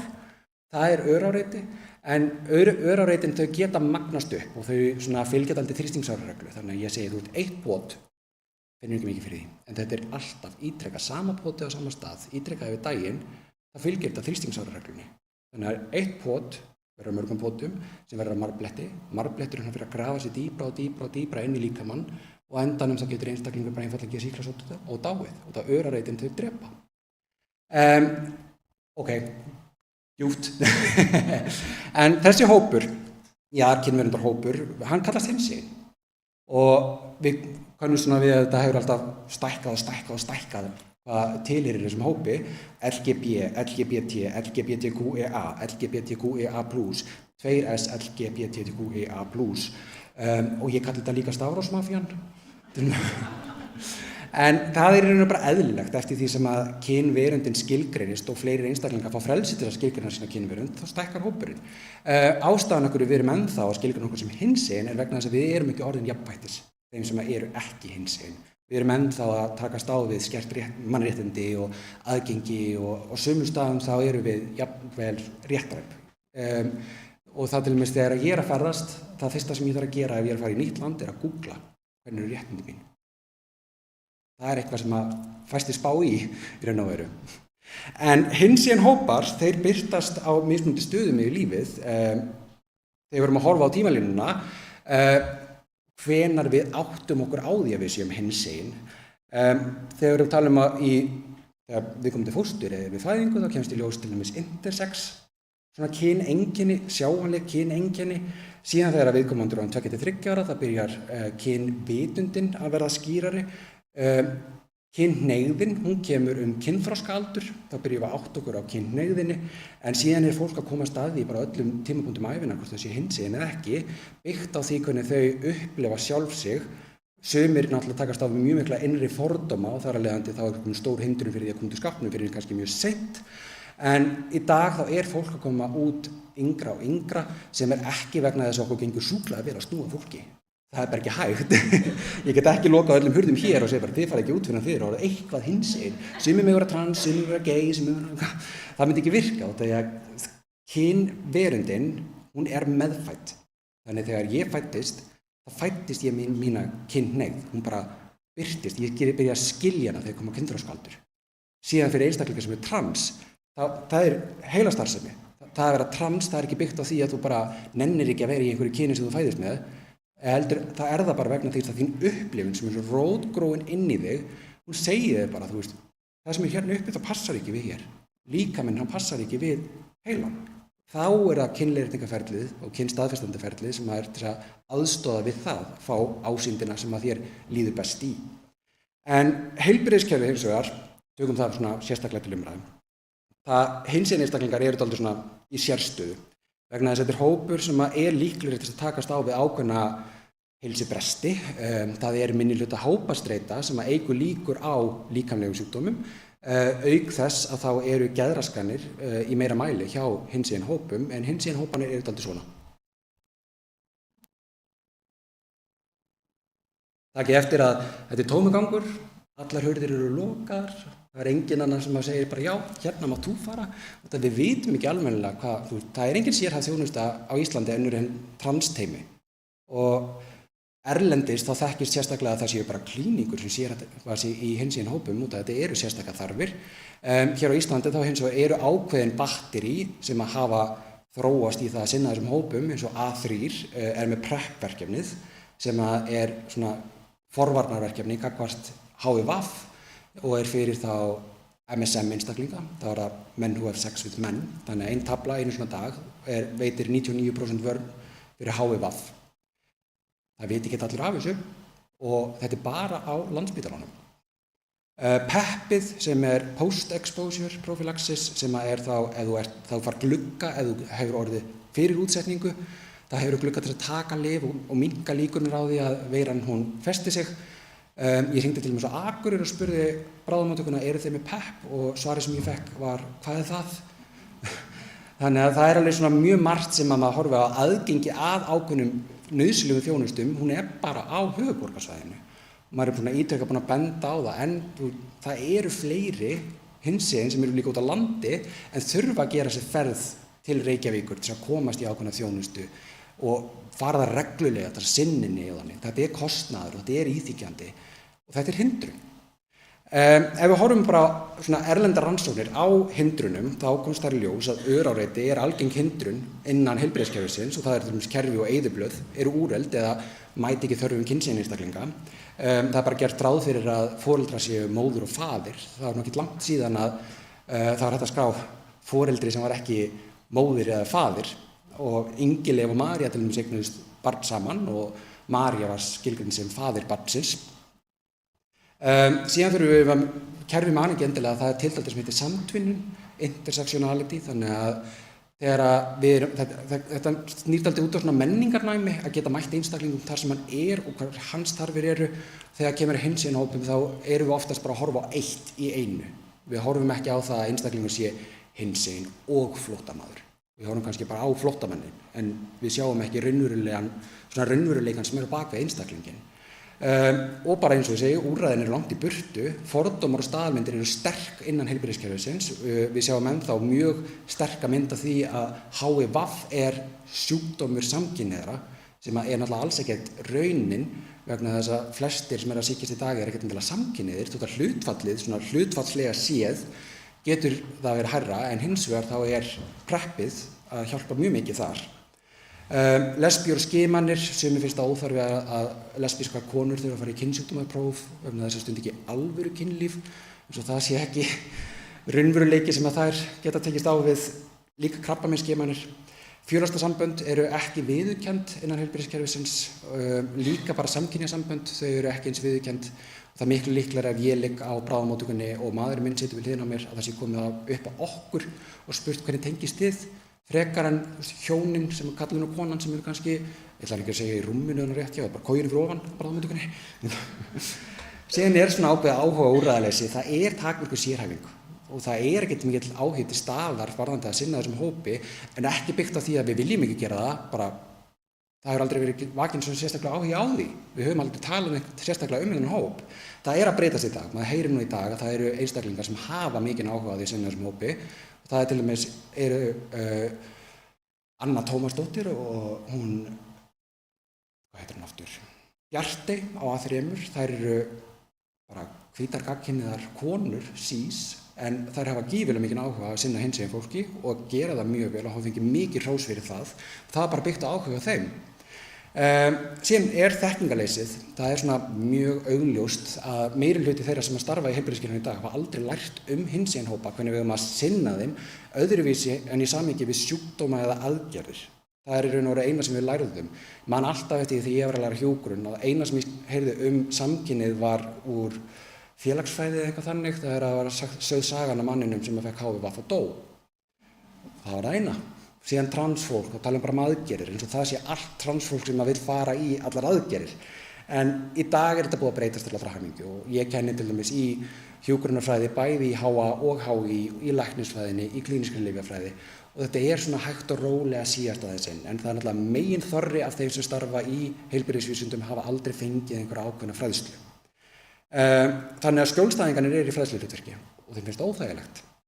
Aðstöðuleysi í dag þá náttúrulega það er alltaf kallað á kvennsalerni, annars er fólk með heima hjá sér. Réttu upp hendið þeir með kynjaskið salerni heima hjá einhverjum. En það er útilokandi fyrir einstaklingar sem eru ekki kallaðar konur eða eru jafnvel kannski trans nýkomnir út og eru óvissir hvað þeir að gera. Þetta er svona mjög óþægilegt stuðningsleysi fyrir transbörn. Þá eru foreldrarnir náttúrulega nauðsynlegur partur af því að þú komist inn í transteymi barna á BUGL. Starfsstöðin sýnir ekki stuðning og það myndar vera meðferðarsamband. Það var gerð rannsókn á því að bara það að hafa einn hinsegin fána í móttökunni, þá gaf hinsegin fólk bara marktækt betra meðferðarsamband, var mun líklegt að segja frá hinseginleika sem stundum er nauðsynlegt fyrir svona klíníska röksemdafærslu. En ef þetta var ekki til staðar, þá var líklegra að hinsegin fólk nefndi það ekki, var bara inn í skápnum. Upplifun og ógildingu, það eru mörg dæmi það á Íslandi og það er bara eins og tala samböndin og orðanotkun. Orðanotkun er flókin fyrir okkur og það er eitthvað sem við höfum aldrei eitthvað sérstaklega lært. Upplifun og ótta og upplifun og vantrausti. Áföll og slæmt orðspor eru mjög stór áhrifaþáttur í það mynda hindrun innan heilbrigðiskerfisins vegna þess að ef að hinsegin einstaklingur lendir í atburði þar sem hann upplifir neikvætt viðmót eða einhverja neikvæðni í tengslu við heilbrigðisþjónustu, hann situr ekkert á því, viðkomandi. Viðkomandi fer út og segir frá því. Þú ert ekki bara að mynda hindrun hjá einum einstaklingi, heldur þetta hópur einstaklinga sem að bara segir, ég fer aldrei þangað. Á Íslandi þá er þetta lúmst sterkt og fólk fer á Facebook bara og skrifa hvað sem það er. Núna, það var ekkert fyrir löngu síðan þar sem að í Reykjavík þá var svona boykott á fiskibúð að þau út af atviki. En það er bara eðlilegt viðbragður þegar að hinsegin einstaklingar lenda í mótlæti, þeir tala það og þeir segja frá því og það stoppar það flæði einstaklinga þangað. Það er mjög alvarlegt þegar kemur að heilbrigðisþjónustu. Það til mér gerðist á húð og kyn á Landspítalanum.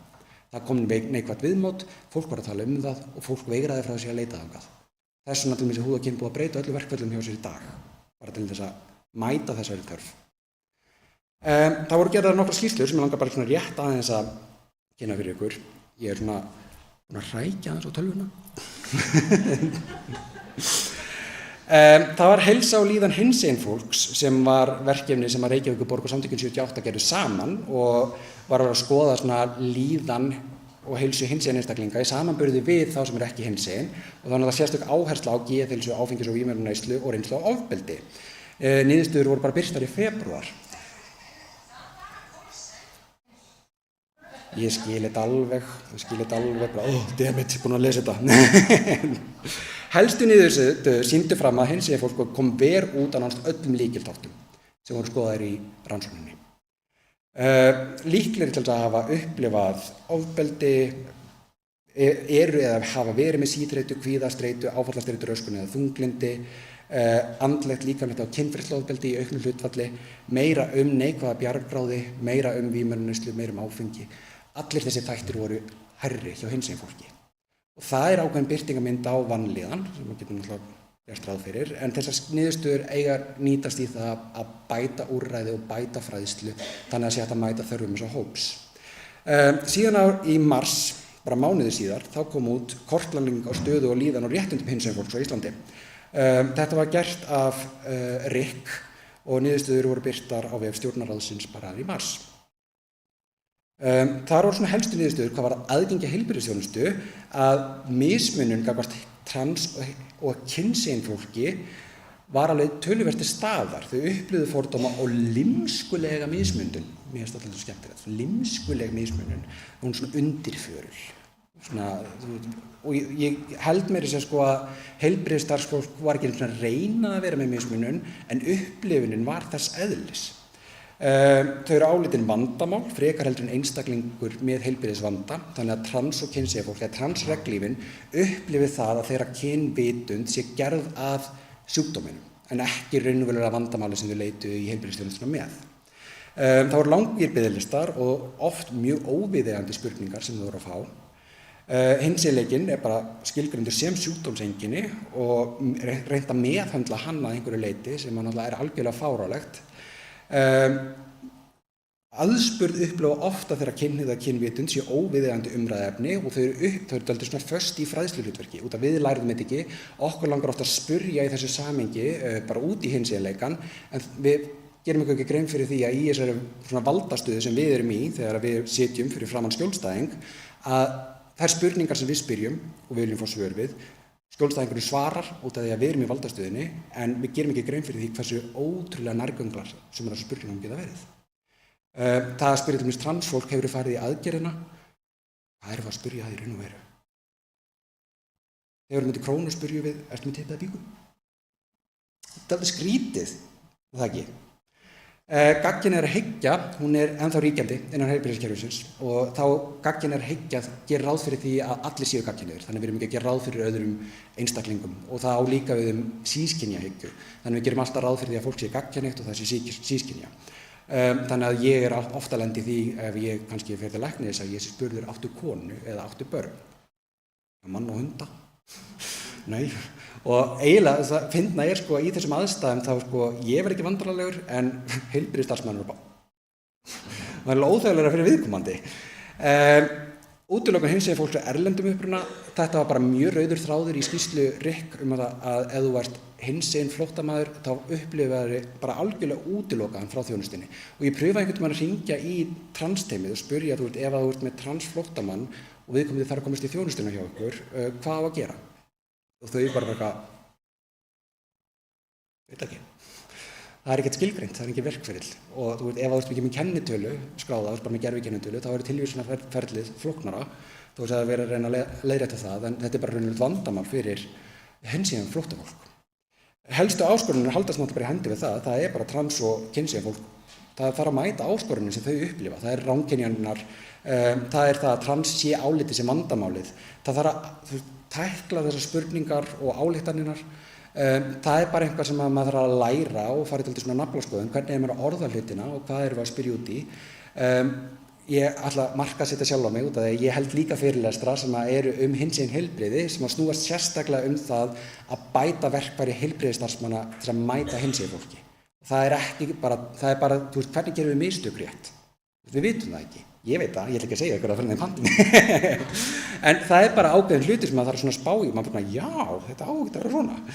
Örareiti og viðverandi misræmi, og það er að tala á milli ímyndar og viðmóts starfsmanna, það býr til stundum svona óþægindi fyrir hinsegin fólks og það er líka bara ef að stofnunin sýnir ekki sýnilegan stuðning en heilbrigðisstarfsmaðurinn gerir það, þá svona verður þetta svona óviss eða öfugt, það er fáni en heilbrigðisstarfsmaðurinn sem þú ert að tala við er ekki góður, þá aftur breiðist það líka út. Skortur á samræmdum upplýsingum og aðgengi, það er bara upplýsingar preppið, preppið og allt það.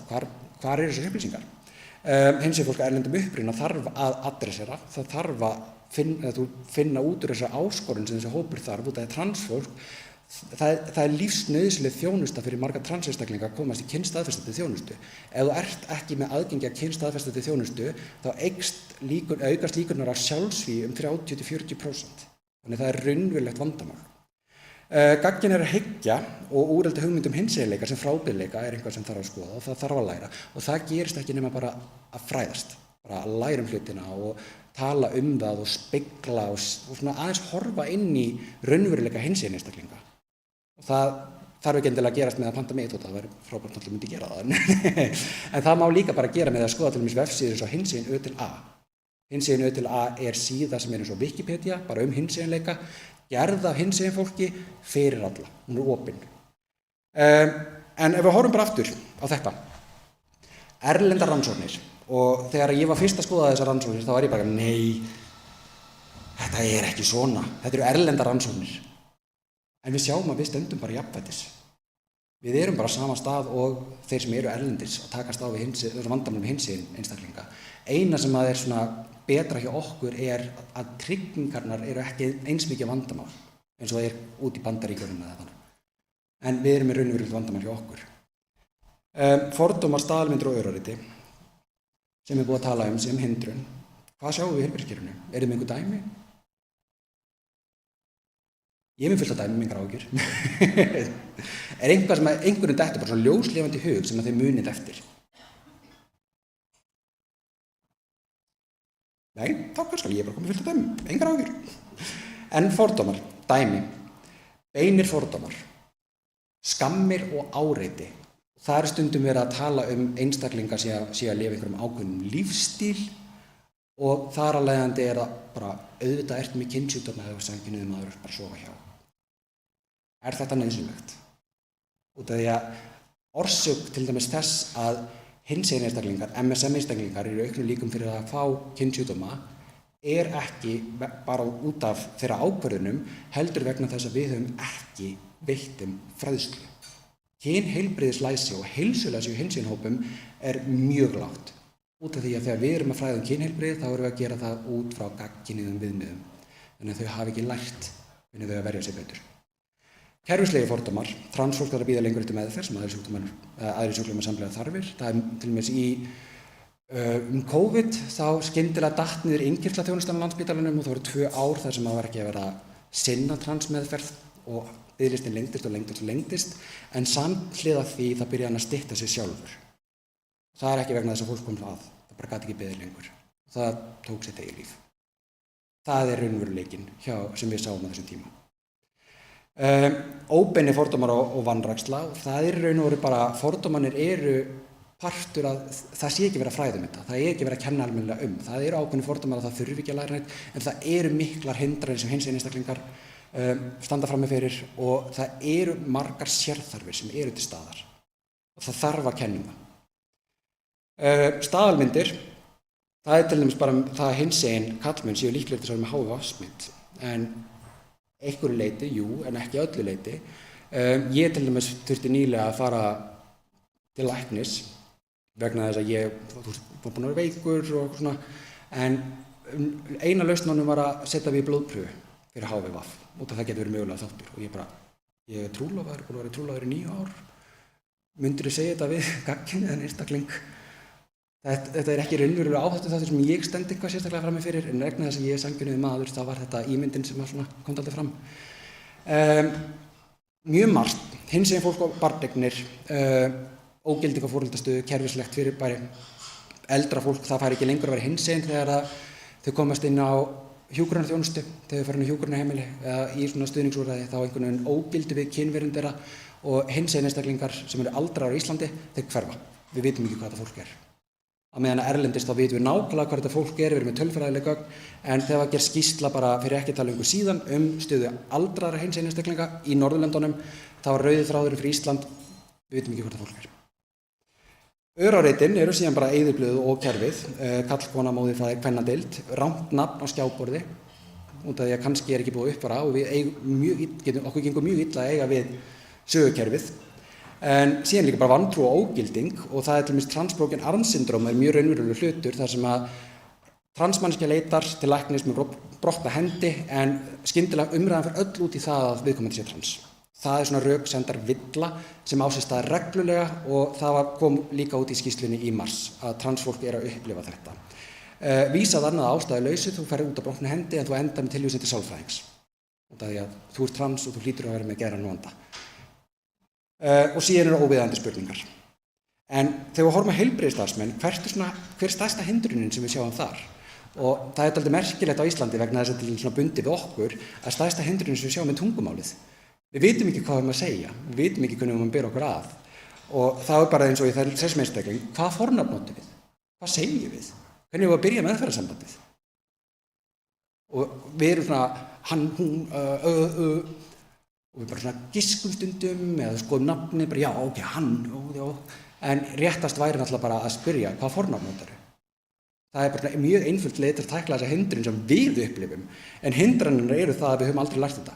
Við höfum aldrei lært að tala kynhlutlaust. Við höfum aldrei lært að nota kynhlutlausa íslensku í meðferðarsambandi. Staðinn fyrir að segja sæll í öllum tölvupóstum og segja bara góðan dag. Mjög einfalt.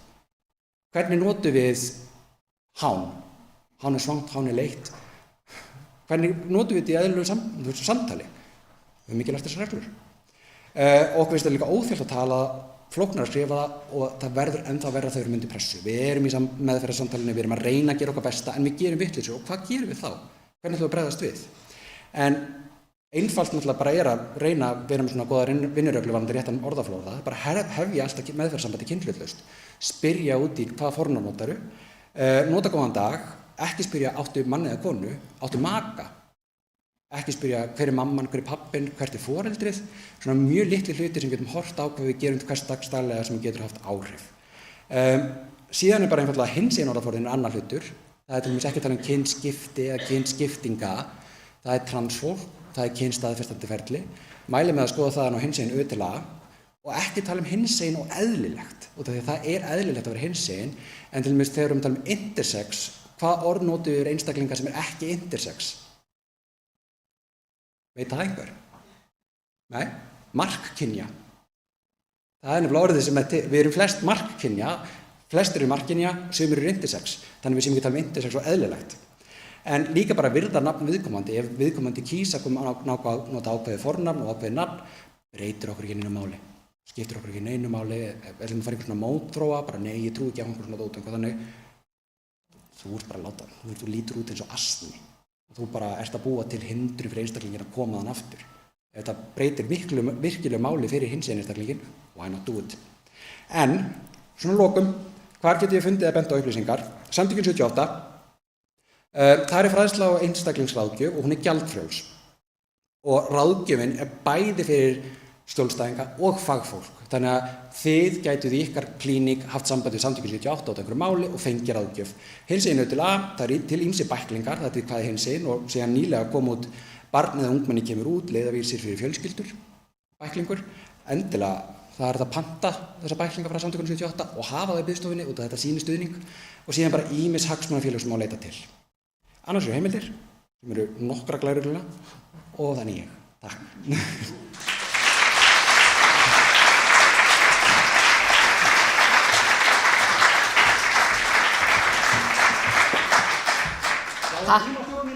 Takk kærlega fyrir.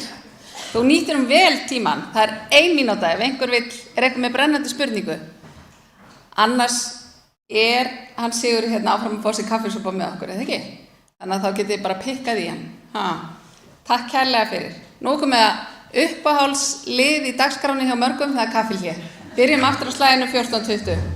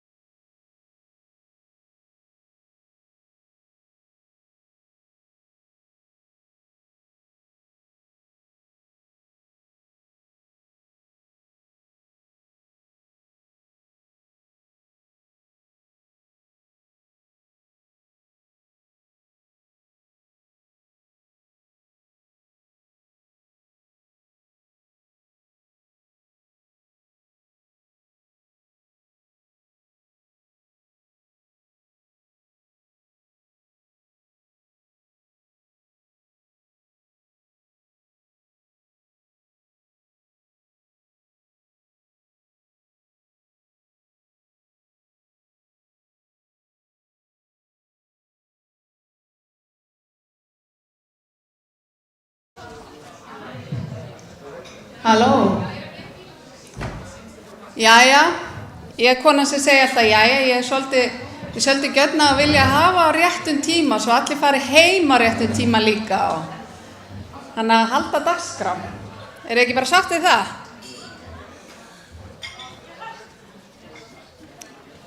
Þið bara endilega fá ykkur kaffi og með því meðan stendur þarna á. En næstur á mælendaskrá hjá okkur er Viðar Halldórsson, félagsfræðingur, og hann ætlar að fyrirsögnin á hans fyrirlestur er hið ósýnilega afl, félagslegir töfrar og hvernig þeim er ógnað.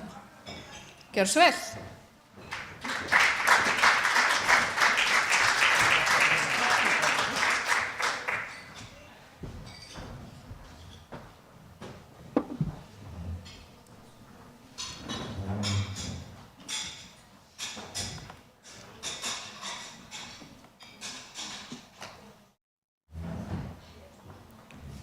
Nú var ég ekkert hvernig að setja þetta stað. Þarna, jæja, góðan daginn. Gaman að sjá okkur, gaman að fá að koma til ykkar. Ég heiti Viðar og ég er kennari í Háskólanum, prófessor í félagsfræði og ég er búinn að vera undanförnum misserum að svona tala máli þess félagslega, samfélagsins okkar og þessa félagslega afls sem ég kalla hér hið ósýnilega afl. Og mér finnst það mjög mikilvægt vegna þess að ég hef áhyggjur af samfélaginu okkar, ég hef áhyggjur af heiminum okkar og er svona að reyna sem félagsfræðingur að beina ykkur svona sjónarhorni á hvað er samfélag og hvað þetta félagslega er. Og þetta erindi fjallar ekkert sérstaklega kannski ykkar viðfangsefni heilbrigðismál sem beint heldur meira óbeint. Og hið ósýnilega afl og þessi mynd á svolítið að sína þetta er fólk og þið sjá að það eru einhverju straumar og það eru einhverju orka og það er eitthvað svona í kringum það sem að sameinar það. Og þetta eru þessi félagslegu töfrar sem ég ætla að kynna fyrir ykkur og svo eru þessi varnaðarorð hvernig þeim er ógnað og ég ætla að setja þetta í eitthvað samhengi. Ég er enda mjög ánægður að vera hérna strax eftir kaffipásuna vegna þess að rannsóknir hafa sýnt það að þegar að fólk er nýbúið að borða og standa upp þá er það svona móttækilegra og hefur betri einbeitingu. Rannsóknir sýndu það eitthvað þar að þeir sem voru fangar og voru að koma fram fyrir náðunarnefnd og ætluðu að fá að losna út fyrir góða hegðun. Það skipti máli hvenær þeir komu fyrir náðunarnefndina og þeir sem komu eldsnemma á morgnana eða strax eftir hádegismat þeir voru líklegri til að vera náðaðir heldur en þeir sem komu rétt fyrir hádegismat eða seint daginn. Vegna þess að þá voru bara dómarnir og þreyttir og allt. Og en fangarnir átta sig ekkert á þessu félagslega afli sem er í kringum þá, sem hefur áhrif á líf þeirra og tilveru. Þannig ég er mjög ánægður að vera hérna strax eftir pásuna og þeir eru öll hérna spræk og hress. Ok, ég ætla að byrja þetta smá dæmisögu sem hljóðar svona. Einu sinni voru 2 ungir fiskar á sundi þegar þeir sáu eldri fisk koma syndandi úr gagnstæðri átt. Þegar þeir yngri og eldri mættust, kinkaði eldri fiskurinn kolli til þeir yngri og sagði: Jæja, góðan daginn krakkar, hvernig er vatnið? Þegar ungu fiskarnir höfðu synt fram hjá eldri fiskinum, eitt annar þeirra ráðvilltur á hinn og spurði: Hvað er eiginlega vatn? Fiskarnir svamla í vatninu sem að umlykur á öllum stundum. Vatnið getur verið næringaríkt og tært og undursamlegt og stuðlað að vexti þeirra og þroska og velsæld. En vatnið getur á hinn bóginn verið kannski mengað, skítugt og næringarsnautt sem stuðlar að því að þeim líður ekki nógu vel og þeir veslast upp og allt það. Straumar vatnsins bera fiskana með sér. Þeir geta borið fiskana með sér í uppbyggilega staði. Það sem að allt er gott, mikið fæðu og góð lífsskilyrði. Vatni getur líka borið fiskana með sér í hættur og á staði sem að eru hættulegir og heilsu þeirra og lífi. En fiskarnir átta sig ekkert á vatninu, sko. Þeir eru samdaunaðir, þeir þekki ekkert annað en að vera vatni og átta sig ekkert endilega á hvernig vatnið mótar lífið þeirra og tilveru. Og þetta er sjálfsögðu myndlíking fyrir samfélagið. Við búum í samfélagi en við áttum okkur ekkert endilega á því. Þessum félagslegu öflum, þessum samfélagslegu öflum sem að móta okkur með ýmsum hætti. Móta hugmyndir okkar, móta hugsanir okkar, móta drauma okkar, athafnir okkar, samskipti okkar, sjálfsmynd okkar og svo framvegis. Við áttum okkur ekki endilega á því og alveg eins og með fiskana í vatninu þá getur samfélagi kringum okkur verið óheilbrigt. Það getur verið óheilsusamlegt, það getur verið, bara ekki gott fyrir okkur. Og það getur líka verið rosalega heilbrigt og gott fyrir okkur og allt það. Og straumar samfélagsins taka okkur í einhverju áttir aðeins sem við áttum okkur á því. Og Georg Simmel, félagsfræðingur, sagði fyrir 100 árum að straumar samfélagsins eru svo sterkir að fólk þarf ekki einu svona að synda sjálft. Það er þessi hjarðhegðun, við gerum bara svo fólki í kringum okkur, við bara fylgjum straumnum hvert sem hann tekur okkur, það getur verið eitthvað jákvætt eða ekki. Þannig að samfélagi hefur áhrif á allt líf okkar og jafnvel niður í frumurnar okkar, samfélagsgerðin sem umlykur okkur. Og svona, ég er að halda því fram að við áttum okkur ekki endilega á þessu, við svona, höldum að við séum svona sjálfstæð og einstök og ráðum okkur sjálf, en félagsfræðin sem ég kenni í segir sko við erum ekki eins frjáls eins og við höldum að við séum.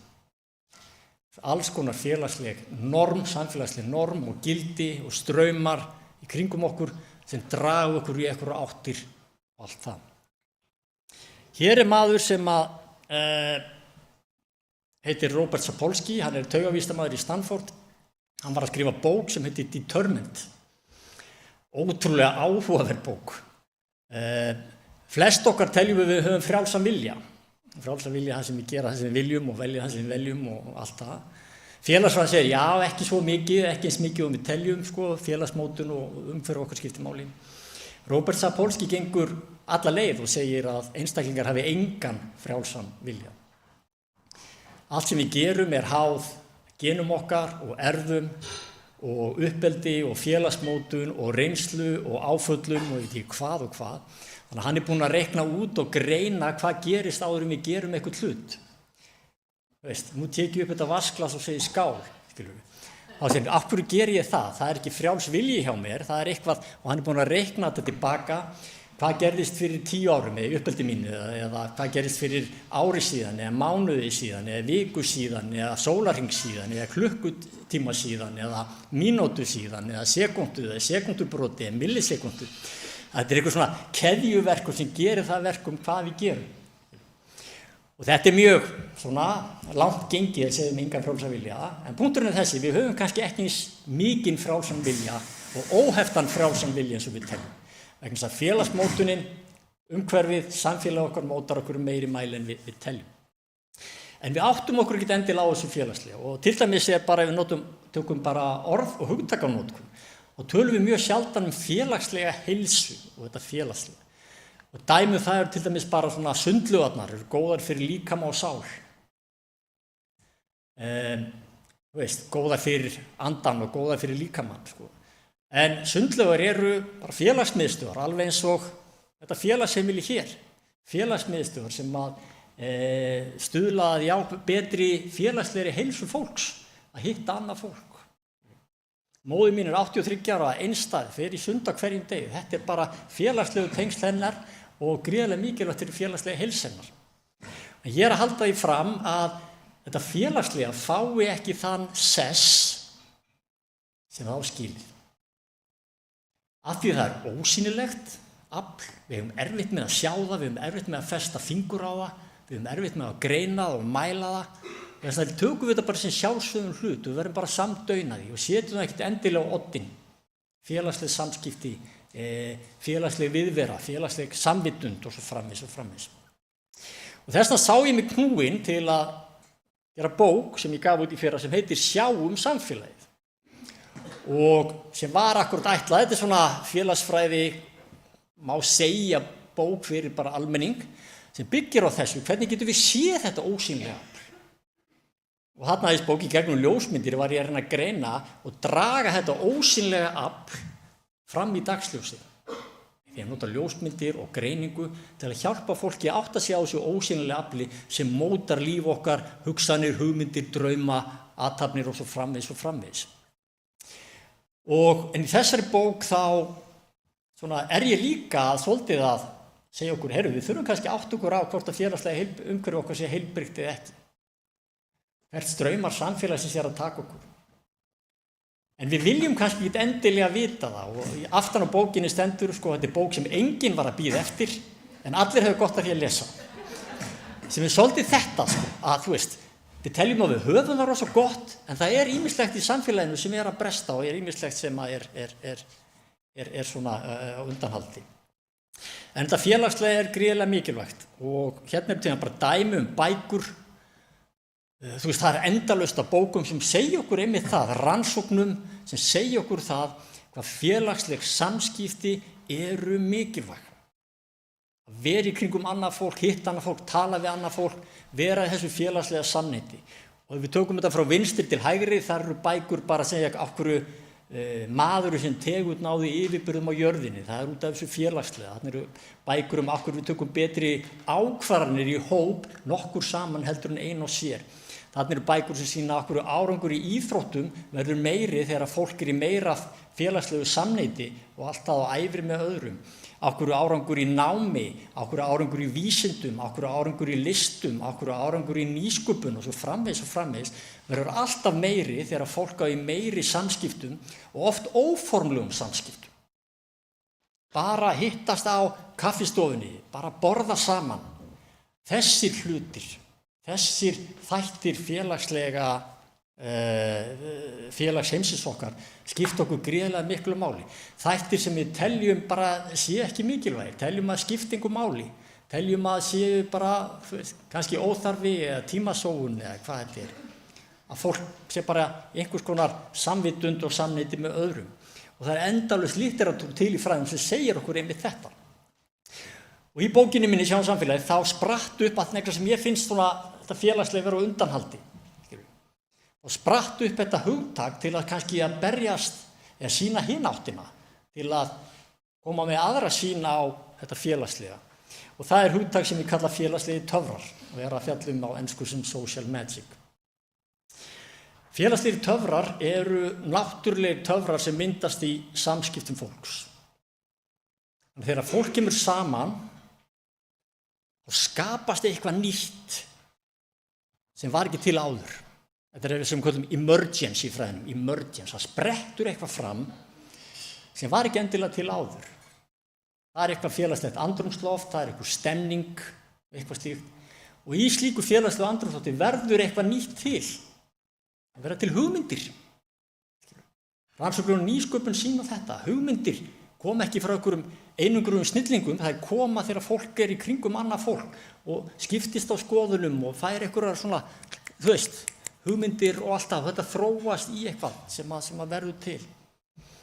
Fáum alls konar skilaboð, norm og gildi og hvað er töff og hvað er hallærislegt og það eru kjaftasögur og alls konar hlutir. Og svo náttúrulega þessi tilfinningarlega nánd, tilfinningarlega tengsl. Við fáum tilfinningu fyrir að tilheyra einhverju samfélagi, tilheyra einhverju sem er stærra, meira og merkilegri en við erum sem einstaklingar. Og þetta er eina grunnþörfu mannskepnunar að tilheyra. Og þetta var það sem trúarbrögðin hjálpuðu til við á árum áður að gefa fólki sameiginlegan tilgang til að tilheyra einhverju. Sameiginleg sýn, sameiginlega leiðir, koma saman og allt þetta. Að tilheyra einhverju sem var stærra, meira og merkilegri en við erum sem einstaklingar. Þannig að félagslegir töfrar, og félagsleg samskipti búa til eitthvað nýtt sem ekki var til áður. Búa til samfélög. Atóm samfélaga eru félagsleg samskipti. Þannig verða samfélög til í gegnum þessi hversdags samskipti. Ég hef mikið vunnið með íþróttalegi í gegnum tíðina, hjálpaði mér á árangri. Ég reynda og þá er oft svona, liðin verða oft svona stærra og meira en suma einingana sem myndaðu. Út af þessum félagslega afli, út af þessari stemningu, út af þessum tilfinningarlegu, félagslegu tengslum sem verða til. Og þess vegna held ég fram að samskiptin verða einhverju meiru en sumu einingana sem mynduðu þau. 1 + 1 verða 3 og eru því töfrum líkust. Einhver orka, hugmyndir, samkennd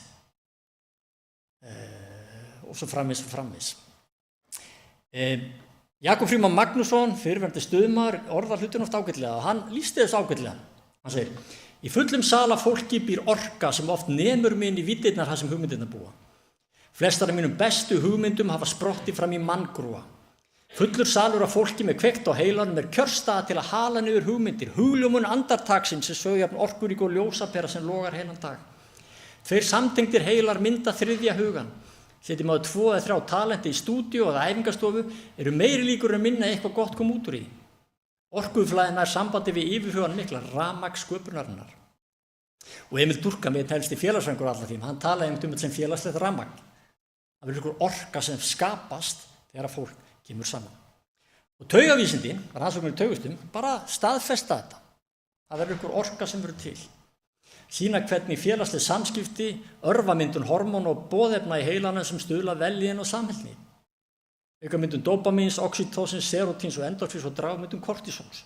Þetta rengirst í gegnum þessar spegil taugafrumur. Og þetta á sjálfsögðu við þegar samskipti eru eðlilega eða jákvæð. Auðvitað geta samskipti verið slæm. Það sjálfsögðu. Og eins og segir, oft autt rúm betur en illa skipað.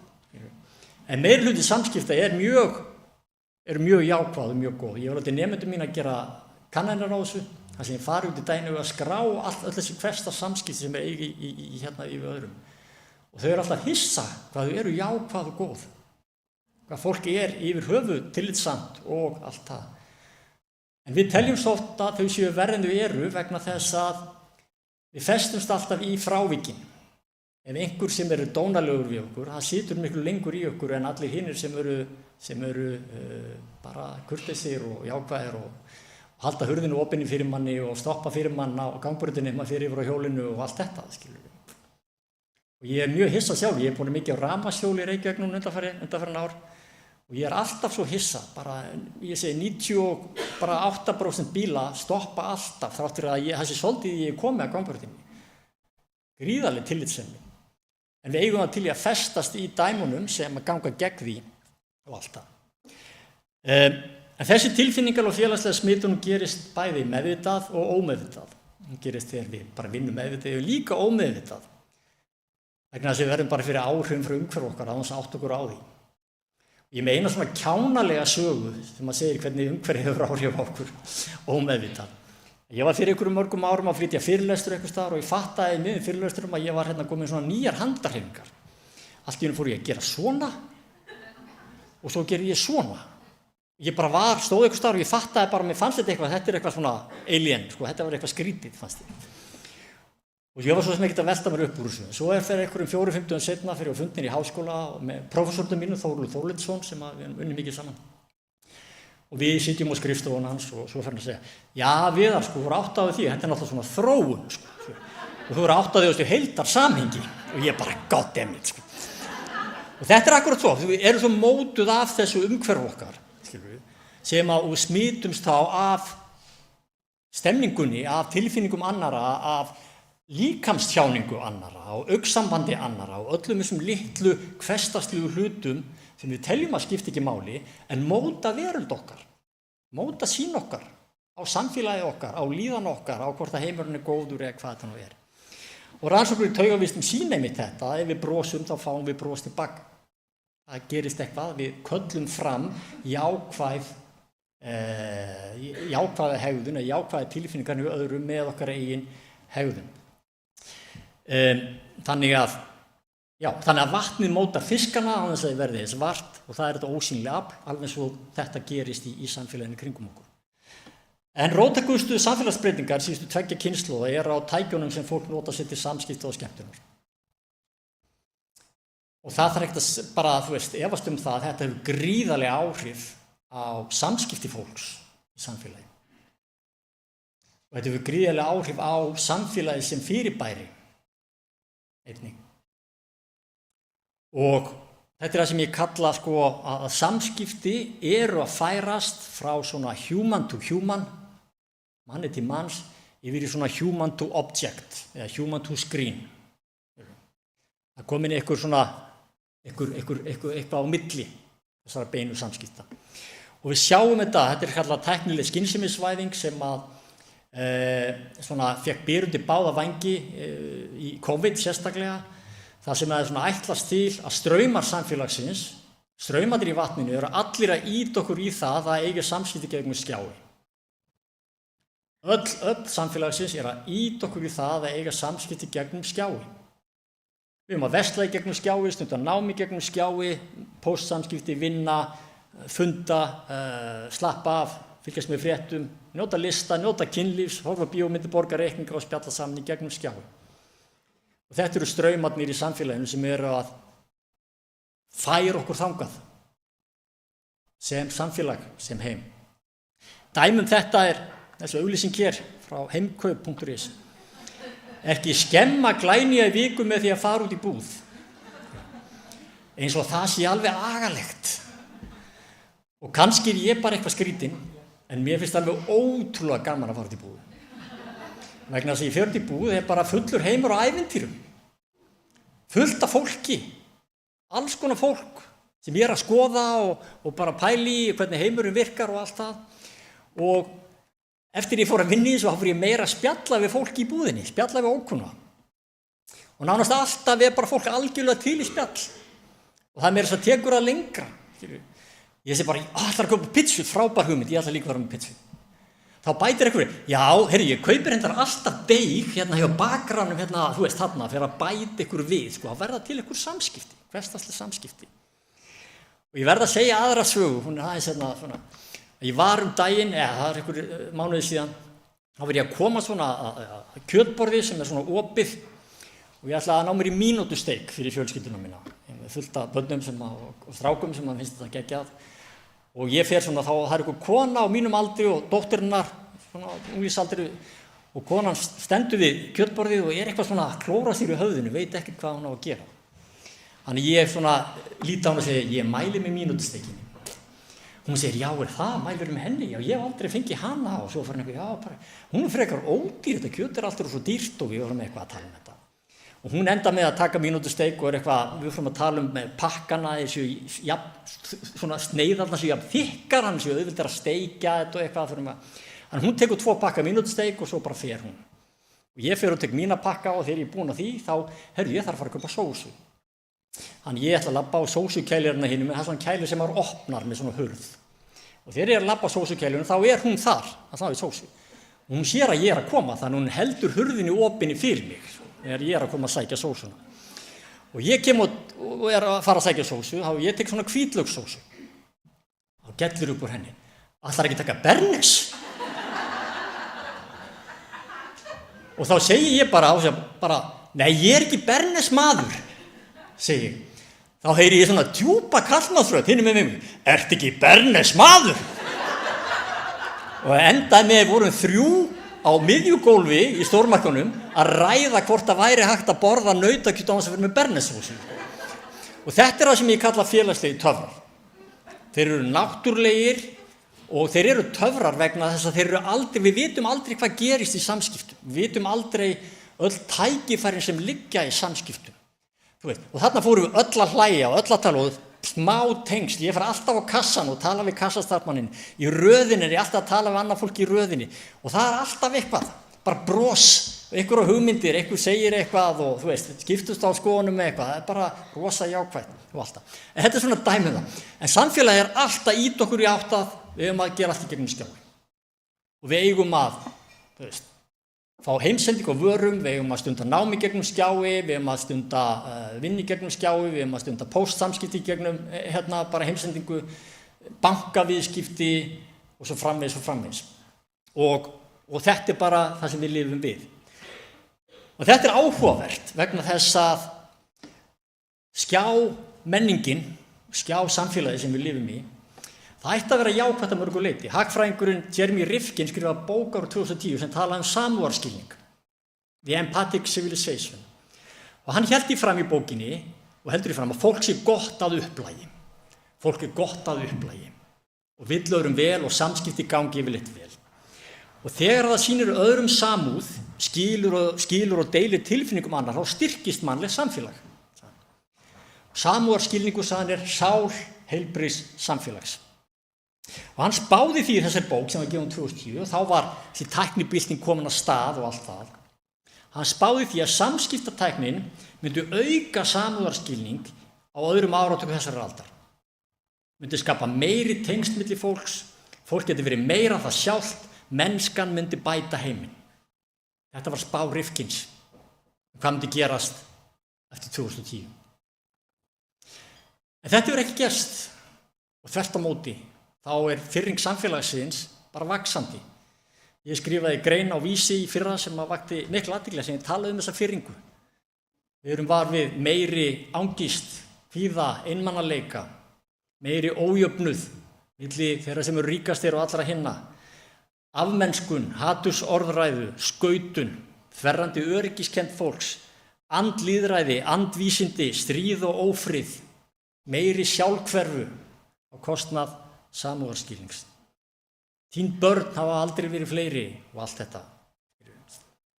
Þá stóra spurningin, hvernig getur að meiri samskipti skaðað samfélagi? Allt það.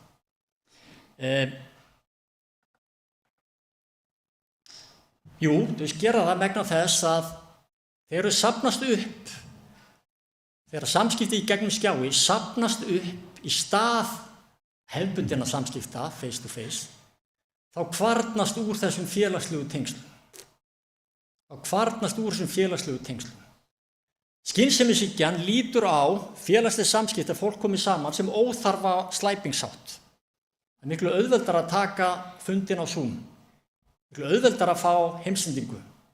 Það snýst skilvirkni og hagræði. Samfélagið alveg knúið áfram að þessum tveimur hugtökum, hagræði og skilvirkni. Og þá bara tímasóun að fólk fara að hittast, fara á staðinn, fara í búðina, mæti í skólan og allt þetta. Og ekkert af þessum hlutum sem eru slæmir einir og sér. Það bara frábært að nemendur geti stunda fjarnám. Það bara frábært að við þurfum ekki að fara út í banka til að millifæra eða gera eitthvað. Og það bara frábært að geta fengið mat sendan heim til sín. En vandamáli liggur í þessu að þegar þetta safnast allt saman og það kvarnast úr félagslegum samskiptum okkar hér og þar, þá skilur það eftir eitthvað tómarum. Þá verða félagsleg samskipti minni við nærsamfélagið okkar, fólki í kringum okkur.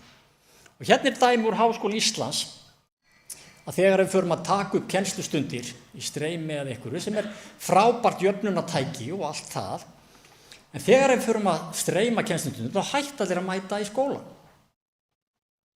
Og háskólinn verður bara draugastofnun. Þetta svona dæmi uppsöfnuð áhrif. Og við eigum mjög erfitt með átt okkur og uppsöfnuð áhrif. Og uppsöfnuð áhrifin, það vatni í kringum okkur. Þá fyrir það að móta líf okkar í samfélagi. Þannig að, já, skjásamskipti geta verið frábær ef þau eru viðbót við önnur samskipti. Þau kom ekki í staðinn fyrir hefðbundin augliti til augliti samskipti sem skapa samúðarskilning, tilfinningar og tengsl og allt það. Ímyndum okkur hvernig við eigum samskipti. Hvað felst í samskiptum? Það er ekki bara það sem við segjum, og við lítum alltaf á það. Samskipti snúast það sem við segjum, snúast orð og setningar. Það er bara einn hluti samskipta. Samskipti snúast líka það hvernig við segjum hlutina. Þagnir rosalega mikilvægir í samskiptum. Og allir sem hafa lent í rifrildi við maka sinn sem hefur beitt þagnartaktíkinni vita það að þögnin skerandi í samskiptum. Þú veist, augnsamband, gríðarlega mikilvægt samskiptatæki sem að fólk tengist þessum tilfinningalegu böndum, sér inn í sál viðkomandi, augun ljú ekki og allt það. Það er ekki hægt að ná augnsambandi gegnum skjá. Það er ekki hægt. Samskipti skipta líka nánd, þessu nálægt út viðkomandi, stemningu, andrúmsloft, klæðaburð, lykt, snertingu og alls konar hluti. En einungis lítill hluti af samskiptunum fer í gegnum skjáin okkar. Einungis lítill hluti. Allt þetta tacit, allt þetta tacit, þetta óbeina, það fer ekki á milli. Þetta tacit fer ekki á milli. Þess vegna eru skjásamskipti milli takmarkar í samskiptaform en þegar við hittum annað fólk. Og þess vegna dregur úr samúðarskilningi, þess vegna dregur úr svona tilfinningalega tengslum og allt það. Og það vita allir að við fáum miklu harðari orðræðu í gegnum skjámiðla heldur en einhver segir eitthvað við ykkur. Það er bara annars konar samskipti. Þau kom ekki í staðinn, þau eru annars konar. Og rannsóknir á í námi sína myndin að þetta var tilraun sem var gerð á fólki sem var að læra í gegnum skjá og fólki sem læriði með kennara fyrir framan sig. Þetta hafði áhrif á ólíkar heilastöðvar, ólík svæði í heilanum. Með öðrum orðum, þetta er ekki eins samskipti, hafa ekki sömu áhrif á okkur, þetta er annars konar samskipti. Og þess vegna komaðu ekki fullkomni í staðinn fyrir þessi face-to-face augliti samskipti. Þannig, skynsemiskan segir félagslyndi er óþarfa slæpingsháttur og tímasóun vegna þess að við getum gert hlutina skilvirkari og hagkvæmari með því að sleppa því að hittast. Ég held í fram að þetta sé algjör grundvallar misskilningur fyrir samfélag. Samfélag þarf einmitt að hittast. Samfélag þarf að finna fólk þarf að finna að það tilheyri fólkinu í kringu sig, nær samfélaginu, fólkinu allt í kring. Og Georg Simmel sagði félagslyndi er gjöf einstaklingsins samfélagsins og það er kannski hvatning mín að við áttum okkur á þessu ósýnilega afli og reynum að gera það heilbrigt og gott. Síðasta tilvitnun ég á 10 sekúndur eftir Robert Putnam sagði að koma saman og fá sér bjór eftir vinnu, drekka kaffibolla með fastakonum og kaffihúsi, spila póker á þriðjudagskvöldum, skiptast og kjaftast við nágranna, fá vinnina heim til að horfa á leikinn, grilli í góðri vinn og hópi á þægilegum sumardegi, taka út í leshópa á bókasafnu eða kinka kolli til vegfaranda sem mætir á förnum vegi. Líkt og krónur sem safnast saman í skál, allt er þetta samskipti sem smám saman byggja upp félagssvið samfélagsins. Og mér finnst þetta flott, krónur sem safnast saman í skál, þessi samskipti sem við lítum á sem hversdagsleg og kannski óþörf. Takk fyrir mig.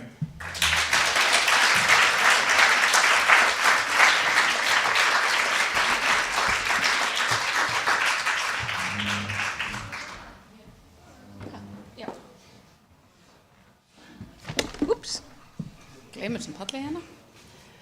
Takk fyrir Viðar, því það er alltaf svo duglega að nýta vel tíma sinn, þannig að ef ykkur langar að spyrja Viðar eitthvað spurningar, þá bara laumi ykkur og pikki í öxlina á hann hana. Þá er komið að næsta fyrirlestur hjá okkur. Það er hún Aðalbjörg Stefanía Helgadóttir hjúkrunarfræðingur og hún ætlar að ræða við okkur samskipti, einstaklingshyggju og einmanaleika. Gjörðu svo vel.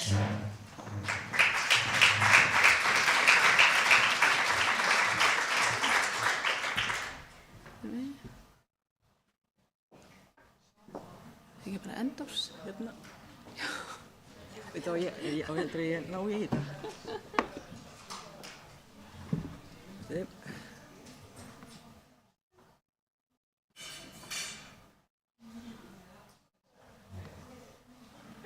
Allir opnir. Já. Veit ég, hvað er minn hérna? Finnur allt. Lætur við þetta 3 mínútur. Já. Góðan daginn og takk fyrir að bjóða mér að koma hingað til ykkar á þessum dásamlega fallega degi. Ég var einmitt að fljúga frá Stokkhólmi í gær og þar voru 10 gráður og mjög kalt. Þannig að þetta er bara búið að vera dásamlegur dagur í alla staði, bæði frábær félagsskapur og frábær erindi, búið að vera mjög gaman að hlusta. Ég ætlast að tala við ykkur samskipti og einmanaleika og svona undirskriftin er nærandi samskipti í krefjandi starfi. Ég ætla bara aðeins að segja ykkur frá mér. Ég er sérst hjúkrunarfræðingur og fræðikona, titla ég mig, þar sem að ég er að kenna, er í doktorsnámi og er búin að skrifa þessar 3 bækur og bjó svo til það sem ég kalla samskiptabúðurinn 2012 og hefur líka unnið sem hjúkrunarfræðingur og er að vinna núna, eins á vökudeildinni, búin að vera þar svona meira og minna síðan 2006. Þannig að einnig vann ég á heilsustofnun í Hveragerði sem kannski mörg ykkar þekkja, þar sem að fólk liggur í leir og borðar baunir. Og svo hef ég líka unnið á heilsugæslunni í Reykjavík. En svo á ég líka þessa fínu fjölskyldu sem þið sjáu þarna á myndinni, á sérst 5 börn á aldrinum 24 til 32 og þessa litlu þarna í miðjunni, þessa minnstu, hana Díönu, þessa loðnu, einhver hérna sem á hund? Já, einhver réttur upp hendi og hann, manninn minn, hann Heiðar Inga sem er þarna á myndinni líka, en svo þetta mynd þarna vinnustaðnum mínum sem í dag, þar sem að talandi félagslega töfra, þá felast þeir í mínu daglega lífi í því að vinna þarna ein með Díönu á hitateppi á gólfi fyrir neðan mig meðan ég að kenna. Þannig það. En áður en að ég svona fer inn í þetta langar mig til að sýna ykkur þessa mynd af einni dóttur minni, henni Birtu, sem var þarna nýlega flutt aftur heim, flutti sérst á 2 vikna tímabili, fluttu 3 af börnunum mínum aftur heim. Er eitthvað sem kannast við það? Þetta búmerang hérna. Og ástæðan var svo að þau voru öll sem sagt í þeim sporum að kærasti þeirra og kærustur, þau sögðu þeim upp. Og við öll sem höfum upplifað ástarsorg vitum að þetta gríðarlega vondur staður til að vera á. Eins og einhver sagði viðmælandi mín í þessari bók einmanaleikann, það þegar einhver hættir með þér eða skilur við þig, að þá viðkomandi að ákveða að lifa áfram án þín. Þannig að höfnunin mjög sár. Þannig að þarna situr Birta mín í litla herbygginu sem að því að við búum ennþá í okkar stóra raðhúsi til þess að geta svona tekið á móti þegar þess þarf. Búin að koma sér þarna vel fyrir en hún sannarlega brosti í gegnum tárin og þetta var erfiður tími fyrir þau öll. Barnsfaðir minn sagði þegar þau voru öll komin þarna aftur heim að núna væri heimilið mitt Heartbreak Hotel og það var það skammar hríð en hérna mér langar til að biðja ykkur að muna þessa mynd að ég ætla að segja ykkur í lokin til að enginn fari út í sólina hvað varð svo hana Birtu. Eru til í það? Það að starfa við heilbrigðisþjónustu snýst að annast fólk, vinna með fólki, vinna fyrir fólk. Þetta snýst mikinn hraða, örar breytingar, mikla kröfur, mikil ábyrgð, allt hugtök sem við erum búin að vera að fjalla hér í dag og fyrst og fremst samskipti. Árangurinn sem ætli að vera að lýsa í morgun ársfundinum, hann félst í góðum samskiptum, þessi góði árangur þessarar stofnunar. Og mér finnst þetta mjög gaman að vera hér á Egilsstöðum af því að sjálf ólst ég upp hérna ekki mjög langt frá í Vopnafirði. Þannig að ég þekki náttúrulega mjög vel svona gott veður öll sumur. En það sem að vegur mest í samskiptum eins og við var að tala það einmitt ekki endilega orðin sem við segjum, heldur allt hitt. Það hvernig við beitum röddinni, hvernig röddin hljómar og svo líka allt þetta sem við sjáum og finnum, sem við skynjum þegar við sjáum þetta með fólki í fyrsta skipti. Og þau öll sem hér mörg ykkar að sjá mig til dæmis í fyrsta skipti og þá fari maður svona þessa tilfinningu fyrir manneskjunni. Kannast þið ekki við það? Góð samskipti og mikilvægi þeirra algjörlega óumdeilt og það hefur verið sýnt fram á það eins og kom mjög berlega í ljós í kynningunum hér á fundunum í morgun að lykill heilbrigðs starfsumhverfis felst í markvissum uppbyggilegum samskiptum þar sem að lítill tími til samskipta. Meðferð skjólstæðinga flókin, ferli gengur hratt fyrir sig og margar starfstéttir koma að meðferð. Og það sem lykilatriði þarna auðvitað bara að vera að lýsa heilbrigðisstofnun, ábyrgð og framlag hvers einstaklings til samskiptana. Auðvitað skipta stjórnendur gríðarlega miklu máli, en við skiptum öll máli. En aðstæðurnar í okkar lífi sem að störfum við heilbrigðisþjónustu þær og það ótrúlega margt sem við getum ekki stjórnað. Við getum ekki stjórnað breytingum sem eru gerðar, við getum ekki stjórnað verkefnunum sem við þurfum að takast á við, sem mæta okkur á hverjum degi, sem eru mjög oft ófyrirsjáanlegar, sem ég veit að þið þekkið vel hér. Ábyrgðinni, við getum ekki stjórnað öðru fólki. Eina sem við getum stjórnað okkar eigin viðbrögð og hvað við gerum til þess að geta tekist á við þessar kröfur sem að mæta okkur í vinnunni. Og eins og Birta mín sagði þegar hún ákvað að hún ætlaði að takast á við þetta verkefni sem að hún stóð frammi fyrir þarna ung manneskja, að hún þyrfti að læra að bregðast við innra með sér. Sama þurfti ég að gera, þetta mynd af mér, 14 ára gamalli, nýkomin úr klippingu eins og Díana prinsessa, sem var mín fyrirmynd, þess vegna heitir þetta hundurinn minn Díana. Ég ólst upp í þessum góða bæ, hérna ekki mjög langt frá, en öll mín uppvaxtarár upplifði ég útilokun og einelti. Og það var ekki fyrr en að ég var orðin sjúkraliði, farin að vinna á vökudeildinni, 5 barna móðir, sem ég áttaði mig á því að þessi reynsla myndi fylgja mér alla ævi, af því að daginn sem að ég kláraði grunnskóla hér fyrir austan, þá flaug ég til Reykjavíkur og ætlaði bara aldrei að koma aftur. En ég kom auðvitað aftur og ég er búin að koma margoft aftur, af því ég veit líka það að fólki sem að líður illa, það hagar sér illa, það er vilt ástæði fyrir því að fólk gerir það sem að það gerir. En málið er að það sem að ég áttaði mig á þarna sem lítil eða ung manneskja var að ég var oft mjög einmana, þessi erfiðu samskipti og ofbeldi sem við köllum það í dag, það hafði þau áhrif á mig að ég einangraði mig, en ég var aldrei einmana ein með sjálfri mér, að mér fannst ég bara vera svolítið skemmtileg. Og ég fór mikið út að hlaupa, ég man þegar bókin Líkamsrækt með Jane Fonda kom út, ég átti hana og notaði hana mikið, en ég dró mig í hlé og það varð svona eitt af mínum bjargráðum og ég fer ennþá í það bjargráð í dag, meira samt til þess að hlaða batteríin eða taka ákvarðanir eða ígrunda hluti. En það eru mjög rík tengsl á milli erfiðra samskipta og einmanaleika, af því að þegar við eigum í erfiðum samskiptum og okkur líður ekki vel í vinnunni, þá draugum við okkur í hlé. Okkur finnst við vera ein, okkur finnst líka kannski að sé bara eitthvað að okkur og þess vegna vilji enginn vera með okkur. Og þá upplifum við einsemdina. Og mér langar líka bara til að benda á það að það hefur verið sýnt fram á það að það sem við hræðumst að jafnaði mest í lífinu, það er annars vegar að vera hafnað og hins vegar að deyja. Þannig að ég nefni ástarsorg hér í byrjun er ekki bara alveg út í loftið. Og hugtökin sem við getum tengt einmanaleika, og ég skilgreini einmanaleika sem tilfinningu djúpstæðan skort á nánd og innihaldsríkum tengslum við sjálfan sig og eða aðra, og að aðri hvorki hlusti á mann ég skilji. Er eitthvað sem kannast við að vera á þessum stað? Þið þurfum ekki að segja það, en ég veit að þið svarið öll innra með ykkur já, eitthvað tíman í lífinu. Einvera er aftur á móti eitthvað allt annað, það er eitthvað sem við veljum okkur sjálf. Einmanaleikinn kemur oft upp úr eða sprettur úr reynslu sem við veljum okkur ekki sjálf. Og einangrun þarf ég ekki að kynna fyrir ykkur, heilbrigðisstarfsfólki eftir heimsfaraldurinn. En hvenær erum við einmana? Ég vil meina að við séum annars vegar einmana með öðru fólki eða einmana án annarra. Og við erum einmana án annarra þegar við til dæmis upplifum missi, missum ástvini. Við getum líka verið einmana þegar við missum hlutverk, til dæmis þegar við förum af vinnumarkaði, þurfum að takast á við eitthvað annað hlutverk í lífinu.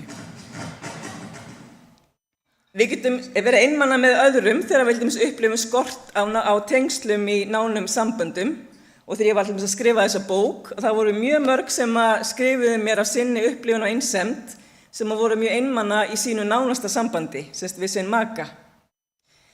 Við getum líka upplifað okkur einmana með öðrum þegar við upplifum að aðrir skilji okkur ekki, eða við séum ekki metin að verðleikum. En ástæðan fyrir því kannski að ég líka tala einmanaleikan í þessu samhengi og áhrifin sem að vond samskipti hafa á okkur sem að vera til þess að við förum að draga okkur í hlé, er að það er búið að sýna fram á gríðarlega mikil áhrif einmanaleika á heilsu.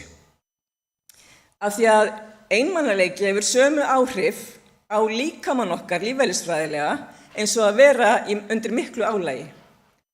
Og það er bara sprettur úr þessari þróunarfræði að þegar við vorum hér, fórum í hópum og við gátum í rauninni ekki lifað ein.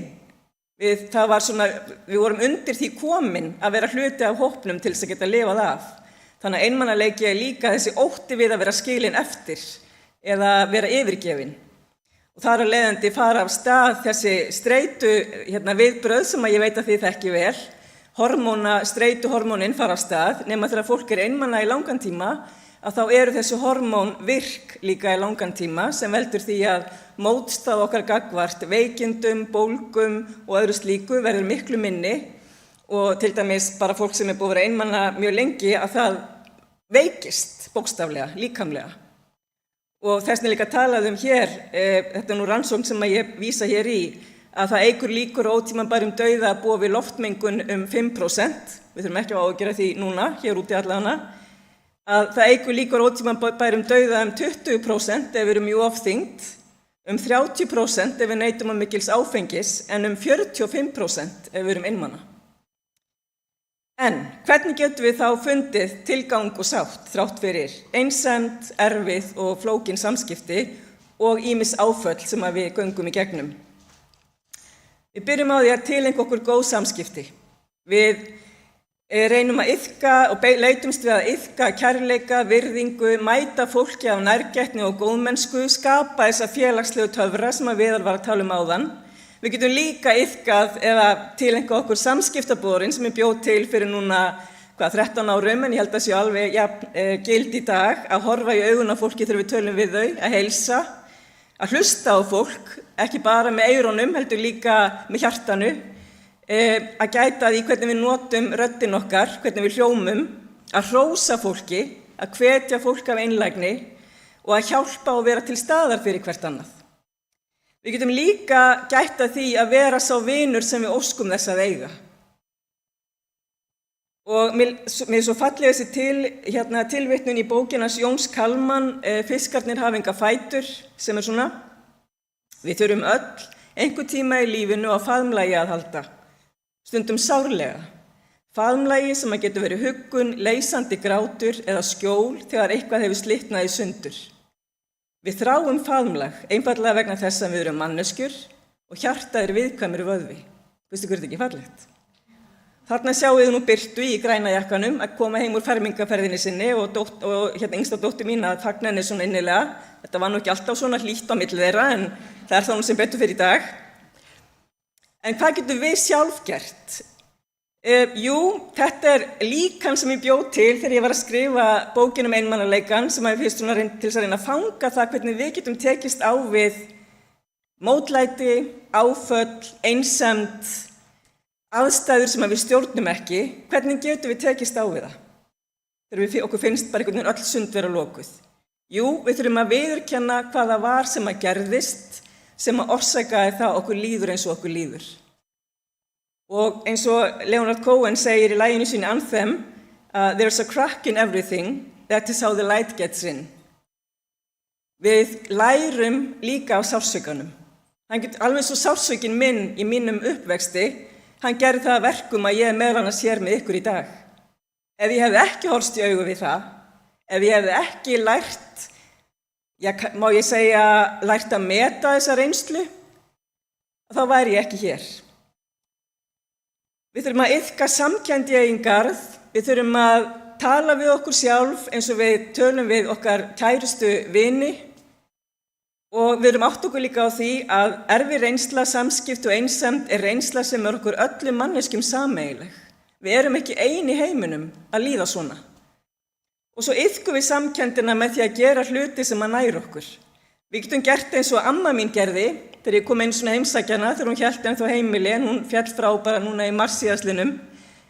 Hún var búin að hella sér upp á 1 bolla af kaffi og er að verma kleinu þarna ofan á kaffivélinni. Þetta er samkennd í eigin garð. Við getum, ég sé að það var kona hérna að prjóna á þann, allavega ein. Þannig að það er líka eitt sem við getum gert til þess að takast á við mótlæti, að skapa eitthvað. Ég á eina kunningjakonu sem býr á Akureyri og heitir Jonna og er listakona, kannski kannast ykkur við hana hér. Þegar hún skildi við sinn mann fyrir margt löngu, að þá ákvað hún að hún ætla ekki að eignast annan, hún nennti ekki að standa í þessu, þetta voru fínt. Hún er ekki með bílpróf og hún átti eina dóttur sem bjó í Reykjavík, þannig hún tók alltaf strætó suður. Og í eitt skiptið þá var hún búin að átta sig á því hún væri einmana, það er ekkert endilega gaman að vera alltaf einn. Þannig hún ákvaði að prjóna sér kærasta. Og hann er þarna á myndinni, þessi í grænu peysunni. Svo hefur hún líka prjónað kærustur. Og svo gaf hún mér þennan kærasta og prjónaði sér nýjan sem heitir Alonso og er spænskur og með svona bringuhárin hérna upp úr. Það er líka eitt sem við getum gert. Og nú, við þurfum líka að gæta hvíldinni. Og ég veit að það er ofta eitthvað sem er á skornum skammti hjá okkur sem störfum í heilbrigðisþjónustu. En það er allt í lagi að leggja sig á daginn og hvíld getur líka falist í því að hvíla sig á samfélagsmiðlum, hvíla sig á áreiti. Maður þarf kannski ekki alltaf að fá bómull á augun eins og hundurinn minn er með hér, en allavega er gott að bara passa upp á svefnin sinn og hvíldina, því eins og við vitum öll að það sem að bregst okkur oft fyrst þegar eitthvað kemur upp á, það er svefnin, ekki satt. Svo gætum við hreyfingu, við iðkum hreyfingu sem við höfum gaman af, hvort sem við gerum það í hóp, eins og var verið að tala hér áðan, eða förum ein út að hlaupa, eða förum í sund.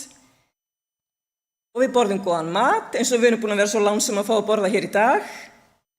Og við hlúum að tengslum sem að getur auðvitað að vera ákveðin áskorun þegar kannski það tengslin sem eru erfið, það kannski tengslin sem eru að valda okkur vanlíðan. En þá þurfum við að byrja á því að tengjast okkur sjálfum. Og ég lærði það einhvern tímann að fara þegar ég var að byrja að vinna svona mikið ein og var að skrifa þessar bækur og fór á ritlistarnámskeið og kennarinn sagði að það væri mjög mikilvægt að maður gerði líka eitthvað með sjálfum sér sem væri skemmtilegt. Það er á stefnumót með sjálfum sér, bara ein sem sagt, og ég hef gert þetta síðan. Og hún sagði okkur að skemmtilegasta stefnumóti sem hún hefur farið á, þessi kennari, var að fara í bílasöluna B&L og fá að prófa Jaguar. Og ég ætla að segja ykkur það að ég er á bílaleigubíl, búin að vera síðan í morgun og ég á Land Rover Discovery, thank you very much. Og það er ekki mjög leiðilegt.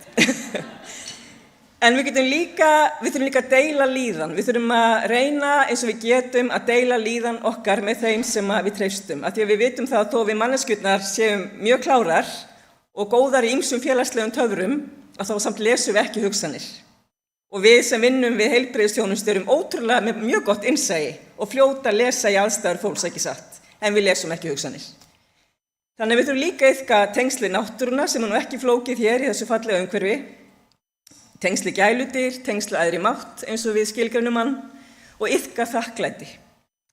En ef við breytum engu þá breytist heldur ekki neitt. Þannig að ef okkur finnst öll sund vera lokuð að reyna að finna þá eitthvað eitt sem við getum stjórnað. Eins og kannski bara að ákveða hvenær ég ætla að borða í dag. Eða hvað ég ætla að borða í dag. Og mér langar svona áður en að ég segi ykkur frá því hvað varði manna Birtu að lesa fyrir ykkur eina sögu sem er í bókinni minni. Og þetta er sönn saga, eins og þær eru allar, og átti sér stað fyrir mörgum árum þegar ég var að stíga mín fyrstu skref í hjúkrun, og hún er svona. Fyrir allmörgum árum stóð ég kvöldvakt á heilbrigðisstofnun. Fyrr daginn hafði ríflega 8 kona lagst inn á deildina eftir að fengi litla blæðingu inn á heila. Einkennin voru að mestu gengin tilbaka, en ákveði var að hún yrði í eftirliti á deildinni allavega til næsta dags. Það kom í minn hlut að annars konuna sem var smávaxin og fíngerð og með eitt að hlýjasta augnaráð sem að mér rekur minni til að hafa mætt fyrir ókunnugri mannesku. Og hún sagði elsku konan við mig í öðru hverju orði. Hún bað mig að aðstoða sig í sturtu sem var auðsótt. Hún hafði ekkert komist morguninn út af þessum látum í mér, sagði hún og hló. Eftir sturtuna bað hún mig að sækja krem sem hún hafði gleymt á herberginu. Kannast ykkur veita krem? Já. Já, tengdadóttir mín er Flugfreyja, hún kom með þetta til mín daginn. Ég hef ekki tímt að nota þetta, en elsku konan hvað það er góð lykt af því. Þetta er Elisabeth Arden krem, hunangskrem og ég vissum að ég yngist 20 ára af því. Hún hló dátt. Ég fór eftir kreminu og aðstóð hana við að bera það á sig. En við skulum bara setja smávegis núna. Ég ætla að spara það er svo ægilega fínt og örugglega dýrt. Ilmandi sæ lagðist hún til svefns og lokaði aftur hlýju augunum sínum. En þau opnuðust aldrei aftur. Síðar nóttina fékk hún aðra og umfangsmeiri heilablæðingu sem var ekki hægt að bregðast við. Tími okkar er ekki takmarkalaus og dvöl okkar hér á jörð miklu skemmri en við áttum okkur á. Bíðum ekki með að njóta lífsins, nota allt kremið og hlúa að tengslum við okkur sjálf og aðra. Hvert og eitt okkar getur snert við öðru fólki með brosi, augsambandi, hlýlegum orðum, góðmennsku og kærleika. Og munum það líka að hvert sem við förum og hvað sem við gerum, að þá er alltaf ein manneskja sem að fylgja okkur hvert sem við förum, ekki satt, og það eru við sjálf. Þannig að við þurfum að byrja á því að hlúa okkur sjálfum. Já, er ekki að tala um að vera sjálfselsk, heldur að hlúa þessari einu manneski sem við fáum að fylgja með alla ævi. Og ég ætla að Birta mín, þegar hún kom til mín, þá var hún að byrja að læra táknmálsfræði og táknmálstúlkun. Og nokkrum árum síðar þá fengu við það verkefni að þau áttu að táknmálstúlka lag, bara með sinni eigin túlkun. Og hún valdi lag sem heitir Flugdreki og er eftir Bríet, að því henni fannst það, og mér finnst þetta lag, ég veit ekki hvort að hún sé sammála mér, bæði hvernig hún túlkar það og textinn lýsa því vel, að við lendum í alls konar mótlæti í lífinu. Við vitum aldrei hvað við verðum, ekki einu sinni hvað við verðum í kvöld. Jú, þið veit að sennilega flestir verði hér, er það ekki? Og ég verð á leiðinni til Reykjavíkur, en við vitum ekki endilega hvað gerist á morgun. En við vitum að það koma góði dagar, en það koma líka dimmari dagar. En líka á dimmudögunum að líka við munum að þeir verða bjartari. Og mér langar til að enda á því að sýna ykkur þetta myndband, hvernig hún Birta mín vann úr sínu mótlæti og áttaði sig á því að þetta ekki, lífið svolítið svona. Þetta svolítið kræklótt leið. Þannig að gjörið svo vel. Skulum sjá hvort þetta spilist ekki. Ég bátur á bryggjunni, úti kallt, en ég bíð eftir sólinni. Aldan heggur inn í hliðin á mér, hugurinn reikar. Niður á botn sekkur akkerið, ég toga fast, reyni allt til að losa mig. Seglum stöndum þegar vindurinn blæs, svifa inn í flugtak. Og ég flýg eins og flugdreki, hátt upp til himins, síðan skiptum liti. Og ég flýg yfir borginni, í sælu og blindi, á meðan ég hef vindinn. Ég fer hærra upp, því að flugdreki ég veit að flugdrekinn hraðar, flugdrekinn hraðar. Og ég brotlandi í portinu, leita til þín, þú vilt drekann í loftinu. Hvar neistinn sem þú hafðir í gær, hvar ljósið falla?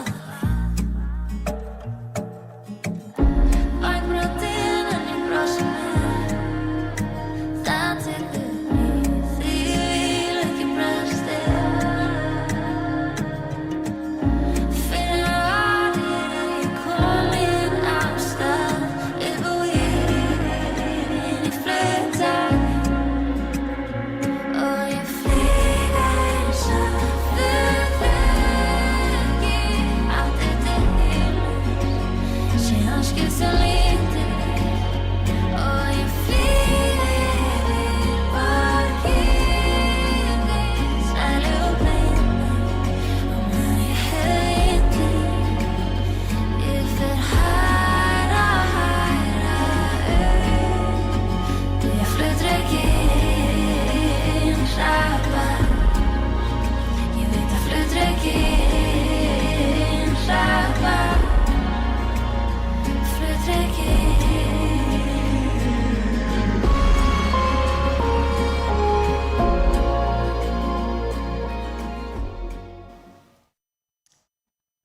Að lokum vil ég bara segja þetta, orðin hennar Maju Angelou sem að ég enda alla mína fyrirlestra á, líka þegar ég að kenna, hvað svo sem ég að kenna, að fólk mun gleyma öllu sem við segjum, það mun gleyma því sem að við gerum, en það mun ekki gleyma hvernig þeim leið í návist okkar.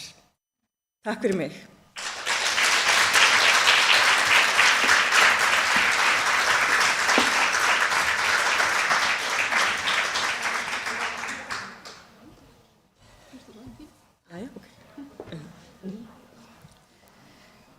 Takk kærlega fyrir. Eru einhverjar spurningar eða sem ég vilja koma með út um sal? Það er bara svo góð á tímanum. Já. Allir, já, takk kærlega fyrir.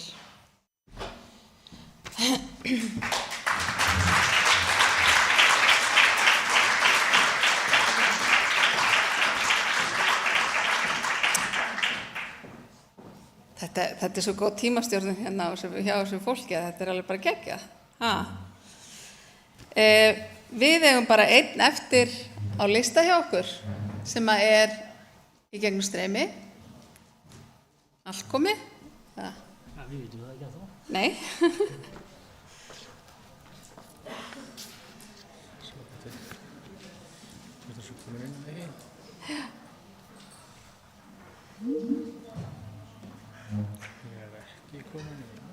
Nei, hún er ekki alveg komin inn hérna. Ég ætla að minna ykkur aftur á hérna spjaldið okkar og ég ætla eitt svona gullkorn hérna í lokin að ég mun hafa það hugfast að við erum ekki fullkomin og við gerum mistök eins og aðrir. Mistök gefa okkur tækifæri til fyrirgefningar og þroska á báða bóga. Komið? Já. Þá er komið síðasti fyrirlesari okkar í dag sem er Ragnhildur Þórðardóttir, sálfræðingur, píslahöfundur og hlaðvarpari. Fyrirsögnina hennar fyrirlestri er Glimrandi geðheilsa, daglegar venjur sem stuðla að gleði og vellíðan. Eruð í okkur? Já, ég heyri ykkur, heyrið þið mér? Við heyrum í þér, flott. Ok, ég er meira sem er sko podcastgræðina mína, þannig ég vona að soundið sé alveg bara glimrandi. Heyrist vel í þér, já. Já, það er flott. Heyrðu bara takk fyrir að fá mig og gaman að vera með ykkur þó að sé svona í gegnum fjarfund. Það hefði nú verið gaman að vera á staðnum og fá að njóta veðurblíðunar með ykkur. Mér skilst það að sé 20 stiga hiti eða ekki? Það er alltaf vel heitt. Það er vel heitt, já, einmitt. En já, ég ætla sérst að tala við ykkur glimrandi geðheilsu og það er svona titillinn á erindinu mínu, daglegar venjur fyrir góða geðheilsu og minni streitu. Ég ætla að deila glærunum með ykkur, þannig að hérna, sko sjá hvort að hversu tæknileg ég er hérna, þó ég sé nú orðin miðaldra sko. Þetta er hérna, deila, hérna kemur þetta.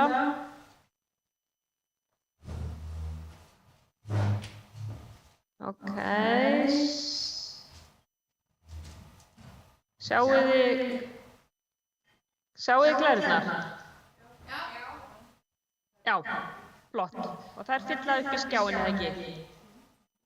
Við sjáum þig aðeins til hliðar, það er bara fínt.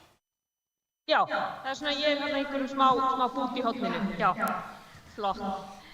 En já, daglegar venjur fyrir góða geðheilsu og minni streitu og eins og kom inn að þá heiti ég Ragnhildur Þórðardóttir, kannski sumir þekkja mig undir nafninu Ragga Nagli, en ég skrifaði undir því nafni pistla heilsu alveg síðan 2005, þannig að það er nú komið 20 ár, þannig að maður er alveg svo steingervingur hérna á internetinu.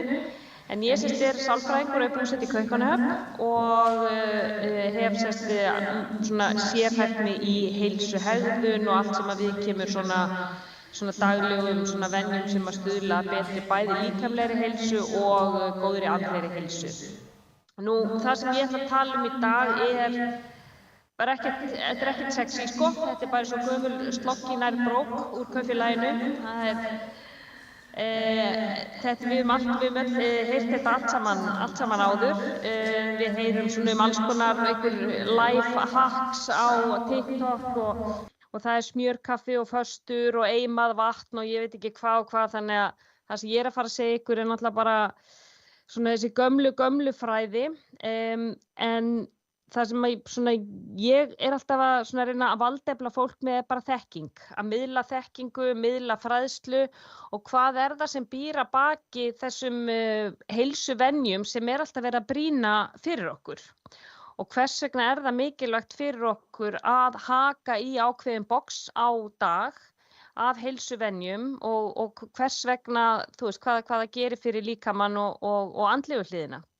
Nú, við vitum náttúrulega flest að streita í dag er svona þessi þögli skaðvaldur nútímans og við erum svona flest að glíma við streitu í okkar lífi að einhverju leyti. Það nú bara held ég aldrei verið fleiri hjá virk sem eru komnir í kulnun, þannig að það er virkilega brýn ástæða til þess að það svona koma böndum á streitustjórnun og koma í veg fyrir að fólk detti út af vinnumarkaði og detti svona bara út úr lífinu. En hvað streita? Þetta náttúrulega svona þetta hugtak sem við heyrum oft, en við áttum okkur oft ekki á því hvað að gerast í líkamanum þegar að við upplifum streitu. En líkaminn okkar leitast alltaf við að vera í jafnvægi, svona sem kallum svona homeostasis. En þegar við upplifum ójafnvægi í kröfum umhverfis og þeirra úrræða sem að við höfum yfir, sem yfirleitt styrkur og geta, var svona hjá okkar forfeðrum, en í nútíma samfélagi það yfirleitt tími, athygli og orka. Og ef að líkaminn okkar upplifir svona ójafnvægi í þessum kröfum umhverfis við okkar úrræði, þá virkast þetta streituviðbragð. Og til skamms tíma streituviðbragð bara mjög hjálplegt og hjálpar okkur að takast á við breytingar. Við förum í svona þetta fight or flight mód og losum kortisol til styttri tíma og það getur elt hjá okkur ónæmiskerfið, en það þessi langvarandi streita, þetta kortisol sem svona lúrir alltaf aðeins yfir grunnlínu sem að brenna okkur út og að valda okkur heilsu tjóni. Nú, hvað gerir streita, langvarandi streita, hvað áhrif hefur hún til dæmis á útlitið og heilsuna, og hér erum við ekkert að tala endilega einhvern hégóma og hvernig við lítum út í speglinum, heldur þetta svona oft varanleg áhrif á útlitið, til dæmis grátt hár. Við þurfum nú ekki annað en að horfa á bara nýlega forseta eins og Tony Blair, forsætisráðherra í Bretlandi, og Obama, sem báðir urðu alveg snargráhærðir í sinni embættistíð, að það kortisol hefur áhrif á litarefnin í hárinu, þannig að við fáum þetta, þú gerir mig gráhærða af stressi, það á alveg við rök að styðjast. Við fáum líka hrukkur, kortisol, langvarandi kortisol, það þrengir æðarnar að húðinni, þannig að það minna súrefni sem kemst til húðarinnar, sem veldur því að við fáum ýmis húðvandamál eins og hrukkur og bólur og þurrkubletti. Nú, það verður hárlos hjá okkur, það áhrif líka af of háu kortisóli, það hefur áhrif á B12 og B6 sem eru vítaminin í hárinu og hársekkindir losna og við förum að upplifa hárlos. Og fitusöfnun og kvið svona varnarviðbragð líkamans við of háu kortisóli, hann fyrir að vernda æxlunarfærin hjá okkur, sem að liggja náttúrulega, þetta eru magi, rass og læri, og margar konur upplifa þetta til dæmis á breytingaskeiði, það sem hátt kortisol í líkamanum. Nú, við förum að fá bauga, það af svefnleysi, kortisol veldur oft hjá okkur svefnleysi, og við sjáum vökvasöfnun í andliti, það sem að fólk svona tútnar út og bólnar í andliti. Nú, áhrif langvarandi streitu á heilsuna eru margvíslegar. Fólk fer að upplifa háþrýsting, þar sem að við erum í svona háu streitu ástandi lengi, að það fer allt upp á við. Það keyrist allt upp. Það keyrist upp hjá okkur blóðþrýstingur, það keyrist upp hjá okkur hjartsláttur, öndunin verður grynnri og tíðari, þannig að það fara að gera vart við sig hjarta- og æðasjúkdómar. Kynhormónin lækka, þau keppa við kortisol kólesteról. Hvort tveggja mynda úr kólesteróli og yfirleitt þá vinnur kortisóli þá keppni. Nú, kortisol veikir hjá okkur ónæmiskerfið, við þurfum að vera pestsæknari, það má ekki maður hnerra í kringum okkur og við erum komið með kvef. Og oft í langvarandi streitu, og ég vissum að margir þekkja það, að fara svona, vera sólgin í sykur og fitu, við fyrum í það sem ég kalla svona skápaskröltið eftir 10:00, þegar við rífum upp alla skápana og alveg vissum það að við eigum einhvers staðar eitthvað bökun og súkkulaði frá því jólin eftir og úðum því í okkur. Og það bara eðlilegt lífeðlislegt viðbragð, því að í háu streituástandi þá sækir líkaminn sykur úr vöðvum, úr lifur og seytir út í vöðvana. Þannig að það svona minna af sykri til umráða fyrir heila og líkamann. Nú, þarmaflóran, hún fer nú oft á felguna, við þurfum að upplifa svona meltingartruflanir og lélegri hægðir, og svo það bólgumyndunin sem að fylgir kortisólinu, og til skamstíma bólgumyndun mjög hjálpleg, en til langstíma hún algjör skaðvaldur. Þannig að það til mikils að vinna að koma svona böndum á streituna og ég svona með uppskrift og þetta eru alveg vísindalegar mæleiningar sem ég með, allt saman mjög nákvæmt. Það haugur af svefni, helst 7-9 tíma. Við viljum sjá slatta af félagslífi, vel af göngutúrum, helst úti í náttúrunni. Við viljum dassa af lyftingum og þolæfingum, fullt af einhverju skemmtilegu, handfylli af öndunaræfingum og lúku af tilfinningastjórnun. Þannig ég ætla svona að fara dýpra í þetta með ykkur núna. Nú, svefnin, ég held að við getum öll verið sammála það að svefnin svona mikilvægasta heilsuvenjan okkar og liggur á botni píramítans þegar kemur að góðri heilsu. Ef að við sofum ekki vel þá bara dagarnir eins og að vaða bara í gegnum síróp, það bara verður allt alveg rosalega erfitt. En það talað svona 7-9 tímar séu lykilatriði fyrir svona hamingjusaman heila og taugakerfi. Það svona 0,0001% sem að fungerar vel á svona 4-6 tíma svefni. Þannig að þeir sem að segja, ég bara góður eftir að skoða 4-6 tíma, þeir eru yfirleitt bara svona orðnir vanir því að vera tættir og tjásaðir. Þannig að það eru mjög litla líkur á því að þeir tilheyri þeim hópi. Nú það mjög margt sem að gerist í svefninum. Það að það fer svona í gang svona þvottavél sem heitir glimpatíska kerfið og þetta svona þvottavél sem að hreinsar út í gegnum mænuvökvann alls konar eiturefni sem hafa byggst upp í heilanum og það hefur til dæmis verið tengt við Alzheimer ef við fáum of stuttan svefn af því að þá hreinsast ekki út og þá byggist þetta upp í heilanum. Nú, ef við erum að sofa í svona 90 mínútna hringjum, við byrjum á að fara í svona þennan hægbylgjusvefn fyrri part nætur og svo förum við yfir í REM-svefnin seinni part nætur og hver svefnhringur svona 90 mínútur. Þannig ef við erum að sofa þetta svona 6 tíma sem að því miður bara mjög margir að gera, þá erum við að missa úr alveg heila 2 hringi og jafnvel 2 hringi af REM-svefni en þar losast út testosterónið sem okkar svona hvöt og drifkraftur og meira þess að rannsóknir sýna að þegar að hraustir ungir 25 ára hermenn voru sviptir svefni bara í 1 viku úr 8 tímum niður í 6 að þá lækkaði hjá þeim testosterónið heil 50%. Og þetta bara á 1 viku. Þannig að við getum ímyndað okkur fyrir okkur svona sem erum komin af léttasta skeiði hvað það gerir fyrir okkur. En við bæði konur og kallar þurfum testosterón bara svona til að vera glöð og drífandi. Þannig að 6 tíma svefn, hann sýnir okkur líka að við erum að fá 10-15% minna testosterón á dag. Þannig að þegar við heyrum að það sé svo mikil karlmennska að sofa stutt að þá bara nei, kalli minn, það einmitt karlmennska að sofa lengi. Þannig að við skulum gera það svolítið cool. En í svefni þá losast það sem heitir BDNF eða Brain Derived Neurotropic Factor og hafið ekki ágjör, ég mun ekki hlýða ykkur yfir og eftir en BDNF, það svona ágætt að muna, þetta rímar við BDSM sem að gerist líka í svefnherberginu en þó ekki það sama. En BDNF svona eins og það svona eins og áburður fyrir heilan. Þetta svona eins og við sjáum bara skítadreifaran út á túni. Þetta bara dreifir áburði yfir heilan og þetta neurotropic segir okkur að þetta vöxtur sem trópik á neurons sem eru taugar og taugabrautir.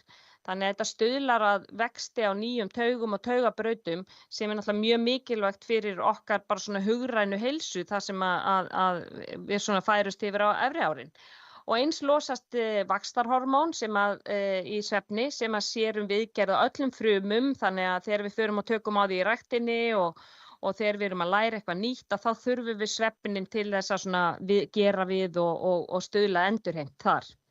Þannig að það mikilvægt að ná góðum svefni og við þekkjum kannski flesta svona vakna þetta svona, ég kalla þetta vera tjúllaður klukkan 2 þegar við vöknum svona 2-3 leytið og allt í einu erum við farin að velta okkur upp úr alls konar samskiptum sem við áttum fyrr daginn, jafnvel í síðustu viku og jafnvel erum við komin bara onni eitthvað sem við vorum að tala í grunnskóla við eitthvað og þetta svona við byltum okkur og getum ekki sofnað. og þá eru svona ýmis verkfæri sem að við getum gert til að róa kerfið okkar niður.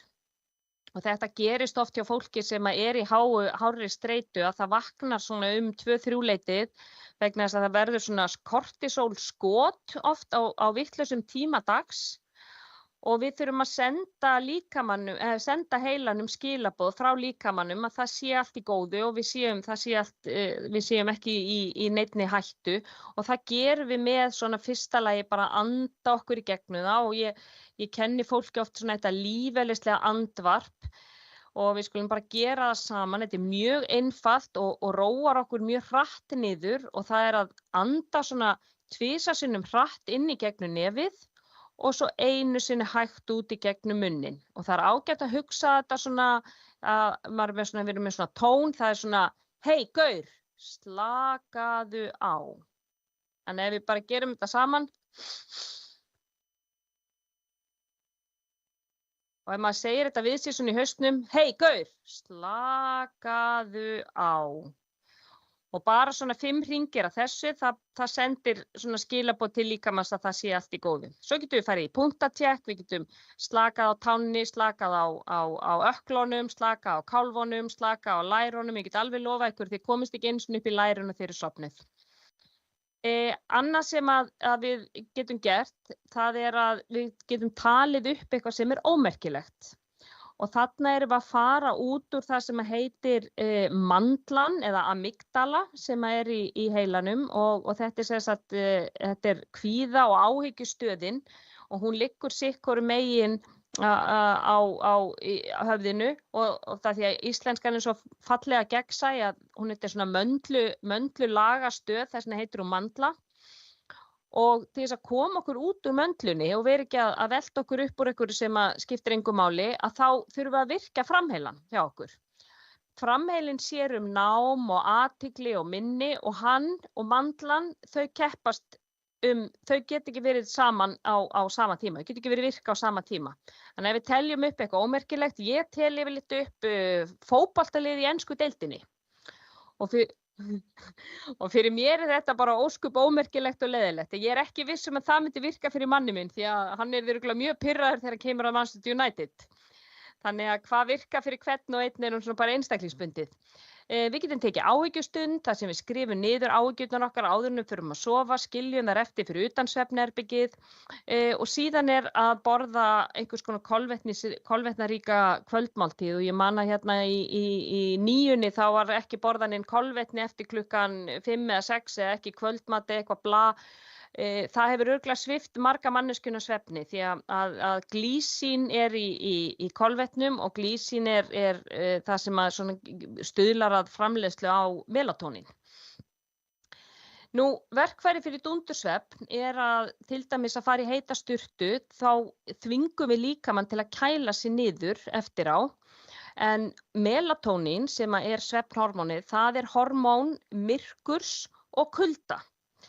Því að þegar að sólin settist og okkar forfeður bjuggu í hellunum þá varð kalt og það var dimmt og það sendi skilaboð til líkamann sem að nú væri komið nótt og þá ætti hann að losa út melatónín og gera okkur syfjuð.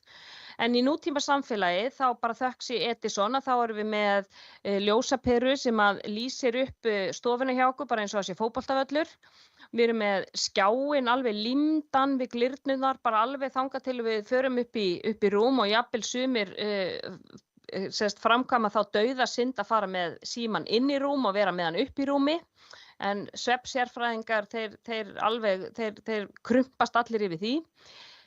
Þannig við þurfum að passa að vera ekki með neina skjái fyrir augunum, sérstaklega ekki þessa bláu birtu á skjánum, svona 2 klukkutímum fyrir svefn. Því að það sem það gerir að það sendir röng skilaboð að nú sé ennþá dagur og það sendir skilaboð í gegnum ljóshimnuna og það seinkar melatónínframleiðslu oft 2-3 tíma. Þannig við liggjum og byltum okkur og skiljum ekkert í því að við sofnum ekki þegar við erum búin að stímulera hjá okkur sjónhimnuna og líka heila bylgjurnar. Og eins og ég sagði, þá þurfum við melatónín hormón myrkurs og kulda, þannig að líkaminn þarf að kólna, líkamshitinn þarf að droppa 1 gráðu til þess að við festum svefn. Þess vegna ekki gott að hækka hjá okkur efnaskiptahraðan með því að fara að æfa stuttu fyrir svefn eða borða stóra máltíð. Þannig við þurfum að ofta hafa það í huga hvenær okkar æfingatími, pluss það að æfingar losa út kortisol sem að líka hindra það við sofnum.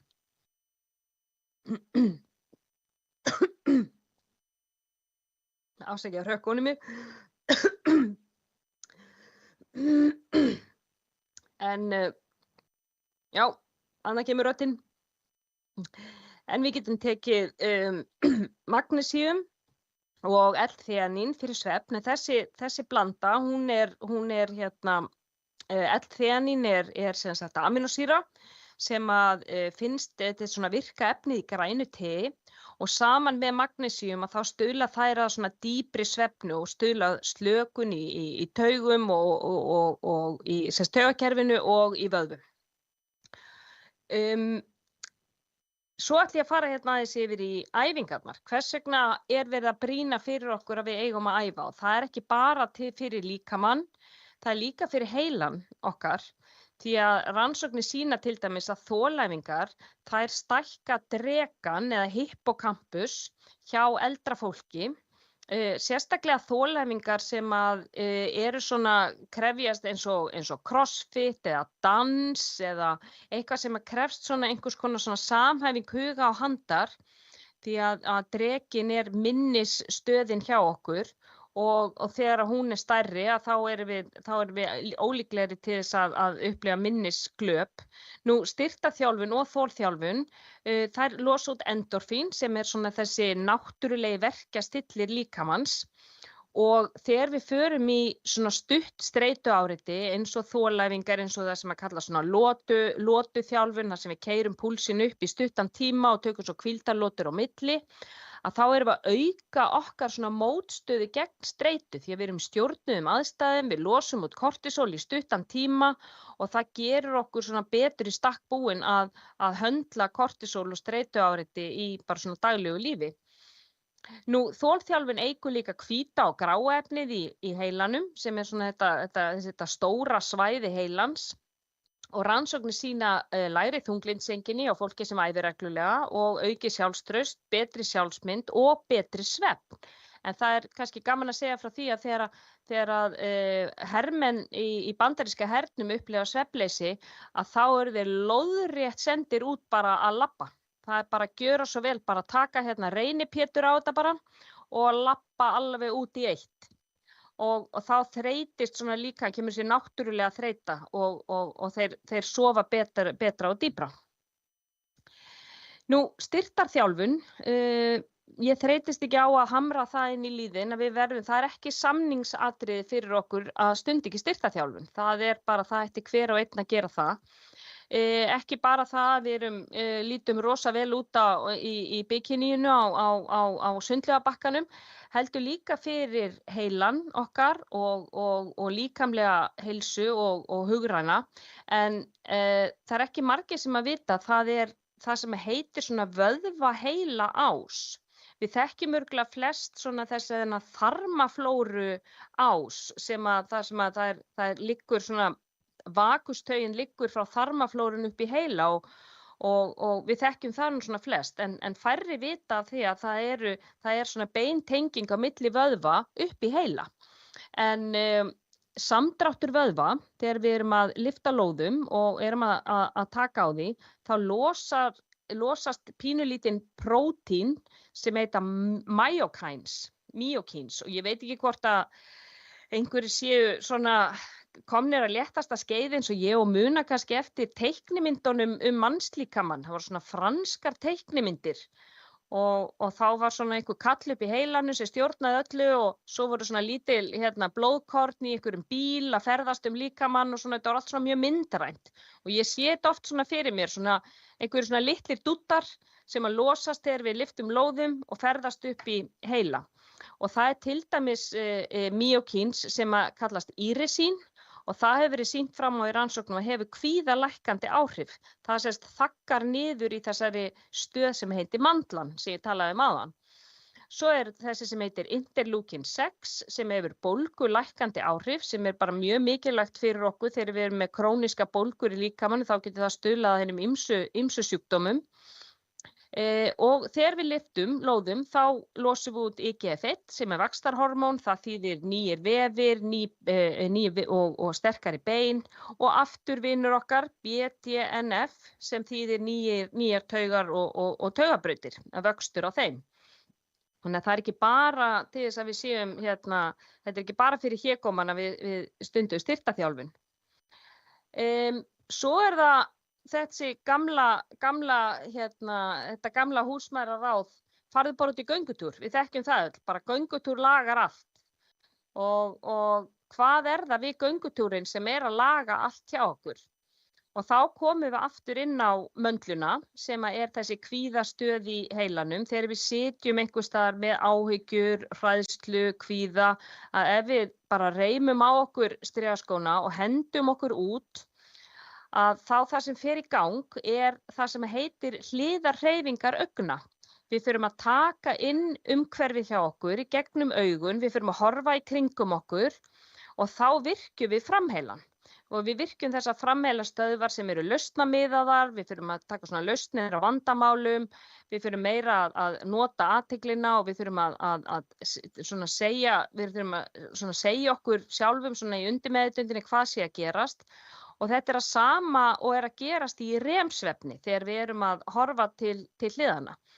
Og framheilin, eins og ég sagði áðan, framheilin og mandlan, þau cancela hvort öðru út. Þannig að þegar framheilin í gangi, þá getur mandlan ekki verið til staðar. Við getum ekki leyst vandamál þegar við erum stressuð og við getum heldur ekki verið stressuð þegar athyglin út á við. Þannig að ef við erum til dæmis í einhverjum æfingum, segjum að við séum á hjólinu og í ræktinni og eigum að taka á því alveg öllum krafti, að þá ef einhver segir við okkur, heyrðu, hvað eru 6×4? Það ekki séns að við getum reiknað það. Þannig að þegar við erum í svona streitu ástandi, þá framheilin ekki virkur. En ef við liggjum bara slök í sófanum, þá ekkert mál 6×4. Eina fólki sem getur gert þetta eru yfirleitt svona atvinnu hnefaleikakappar sem eru vanir því að þurfa að svona hugsa út sitt næsta högg og nota bæði framheilan og möndluna á sama tíma. Og þegar svona við erum að hjálpa fólki gegnum kvíða, þá segjum við yfirleitt settu athyglina út. Athyglin út, horfðu á umhverfið, taktu inn, vertu forvitin vegna þess að þá ertu að slökkva á möndlunni. Nú, græn svæði, þegar við förum út að labba í grænum svæðum, þá losa það meira serotónín heldur en að vera að labba í steinsteypunni. Þannig að endilega nýti ykkur það í þessari náttúruperlu sem þið eruð í. Nú, tilfinningahjólið, það ekki margir sem vita að við erum með 140 tilfinningar. Ég get alveg sagt ykkur það að maðurinn minn með 2, hann glaður eða pirraður. Og ég kannski búin að upplifa svona 17 bara fyrir hádegi, sko. Þannig að við konur erum oft svona aðeins flóknari, en hvers vegna ég að sýna ykkur tilfinningahjólið? Jú, við erum með 8 kjarnatilfinningar og 140 undirtilfinningar. Það svo mikilvægt fyrir okkur að vera ekki alltaf að reyna að troða tilfinningarnar okkar niður. Að við séum að leyfa þeim að flæða yfir okkur og upplifa þær og tala þær sérstaklega, að við getum sagt þær uppátt við okkur sjálf eða þá við getum sungið þær eða við getum hringt í einhvern vin eða talað við fagaðila. Það sem við erum að gera þarna að við erum í rauninni aftur að virka framheilann, að í staðinn fyrir að hugsanir okkar sem eru bara alltaf svona einhverja glefsur, þær koma bara inn í heilann, þær koma inn í hausinn á okkur og fara og það engin ekkert upphaf og engin endir og það hafa engan söguþráð. Þetta bara svona, ég var svo ömurleg, þetta var svo lélegt hjá mér, ég var svo asnalega á árshátíðinni, ég hefði ekki að segja hennan brandara. Þannig að það engin söguþráður í kringum hugsanirnar og þess vegna valda þær hjá okkur kvíða. En leið við þurfum að tala þær og segja þær upphátt, þá þurfum við að búa til orð. Í staðinn fyrir að hugsa orð, þá þurfum við að búa til orð. Þá virkjum við framheilann og við þurfum að búa til söguþráð. Mér fannst ég vera asnaleg þegar ég sagði þennan brandara við Jón í bókhaldinu á árshátíðinni.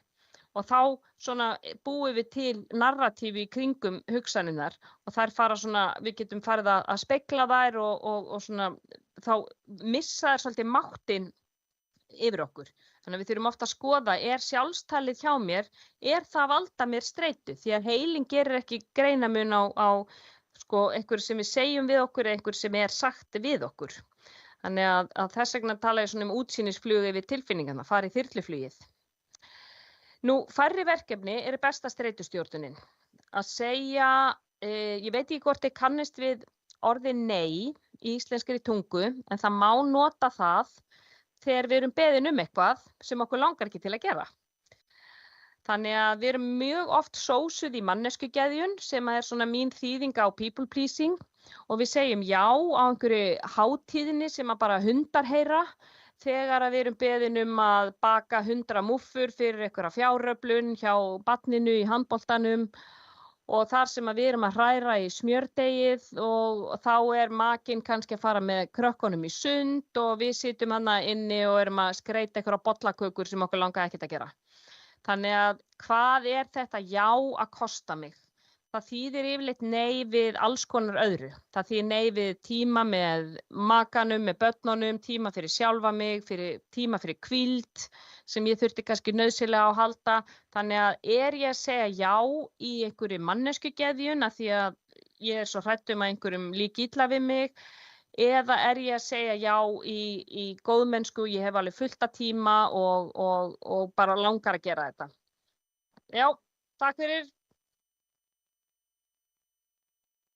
Öflugt félagslíf, það eru rannsóknir sem hafa verið gerðar á bláu svæðunum í heiminum og þær sýna að sterk félagsleg tengsl eru það sem að spái mest fyrir langlífi og það hefur verið sýnt fram á það að fólk sem að sko í svona mikilli daglegri hreyfingu og á sterkt öflugt félagslíf að það yfirleitt við besta heilsu og ég veit að landlæknir Bandaríkjanna, hann hefur gert það svona sérstöku hugðarefni að rannsaka einmanaleika hjá fólki og við höfum aldrei verið eins einmana og það rannsóknir í Bandaríkjanna hafa sýnt að 50% fólks segist hafa upplifað einmanaleika einhvern tímann á ævinni. Það til verra ónæmiskerfi og að talað að það sé sko jafn hættulegt heilsunni eins og að reykja 15 sígarettur á dag. Þannig að hlátur með vinunum losar út serótónín sem vellíðunarhormónið okkar, faðmlag, snerting, augnsamband, það losar út oxytósín sem annað vellíðunarhormón, þannig erum við að losa út þessi vellíðunarhormón reglulega. Það það sem allra mikilvægast fyrir okkur.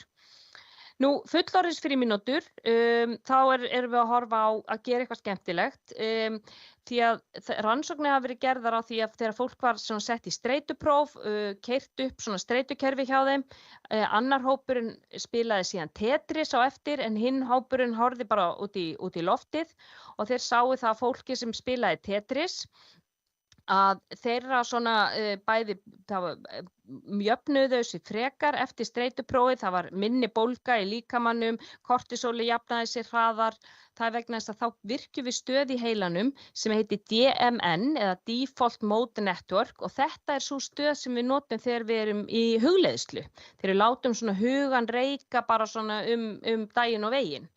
Og það hjálpar okkur að þá erum við ekki föst í svona streituvaldandi hugsunum hvað þessi sagði eða hvað ég var að gera hérna áðan. Og ef við erum að svona gera áhugamálin okkar og gera eitthvað skemmtilegt þá losum við út serótónín og dópamín sem eru svona þessi vellíðunarhormón sem við þurfum reglulega að ausa yfir okkur. Já, og svo bara að lokum, ég búin að segja alls konar og það yfirleitt þá segja bara Raka, ég nenni þessu, ég get ekki bara tekið einhverja pillur. Og þá svona ég segi alltaf, horfum alltaf á hegðunina fyrst, kúplum henni inn, það ýmislegt sem getur hjálpað okkur, omega-3 hefur til dæmis bólgulækkandi áhrif, L-glútamín styrkir hjá okkur ónæmiskerfið sem mjög mikilvægt þegar við erum í mikilli streitu, við getum tekið ashwagandha sem eru jurtalyf sem eru þekkt fyrir að auka mótstöðu okkar gegn streitu og eins og ég sagði magnesíum fyrir svefnin og auðvitað eigum við öll að taka D-vítamín. En já, ég vona ég hafi náð tímamörkunum. Já, En hér er ég sest á samfélagsmiðlum og þið getið fylgt mér bara allstaðar og svo er heilsuvarpið mitt á Spotify og setja reglulega inn þætti sem allt sem við kemur andlegri og líkamlegri heilsu.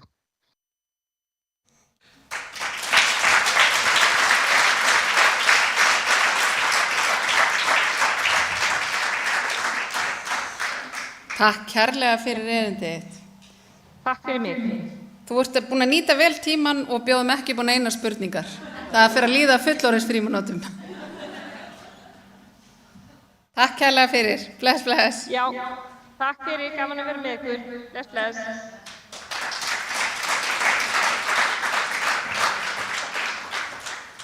Jæja, er þetta ekki bara alveg endilega búið að vera góður dagur? Þetta er búið að tengjast alveg svakalega vel saman, skemmtilegt og endurtekningar sem er styðja hvor aðra í fyrirlestrunum líka. Mjög fróðleg. Ég ætla sérstaklega að fá að þakka undirbúningsnefndinni, Steinunni, Þórarnu og Magfríði sem hafa verið svona með heitan og þungan og við Pétur voru svona mólar og svo skulum við eiginlega bara klappa held ég fyrir Valla. Það myndi ekkert gerast öðruvísi. En ég held að næsta dagskrá sé bara að hormónaframleiðsla og fullorðinsfrímínútur. Húsið opnað með stuðlabandinu 8:30 í kvöld og þannig að nú er bara tími til að skvera sig til og fara í djamdressið. Takk kærlega fyrir daginn.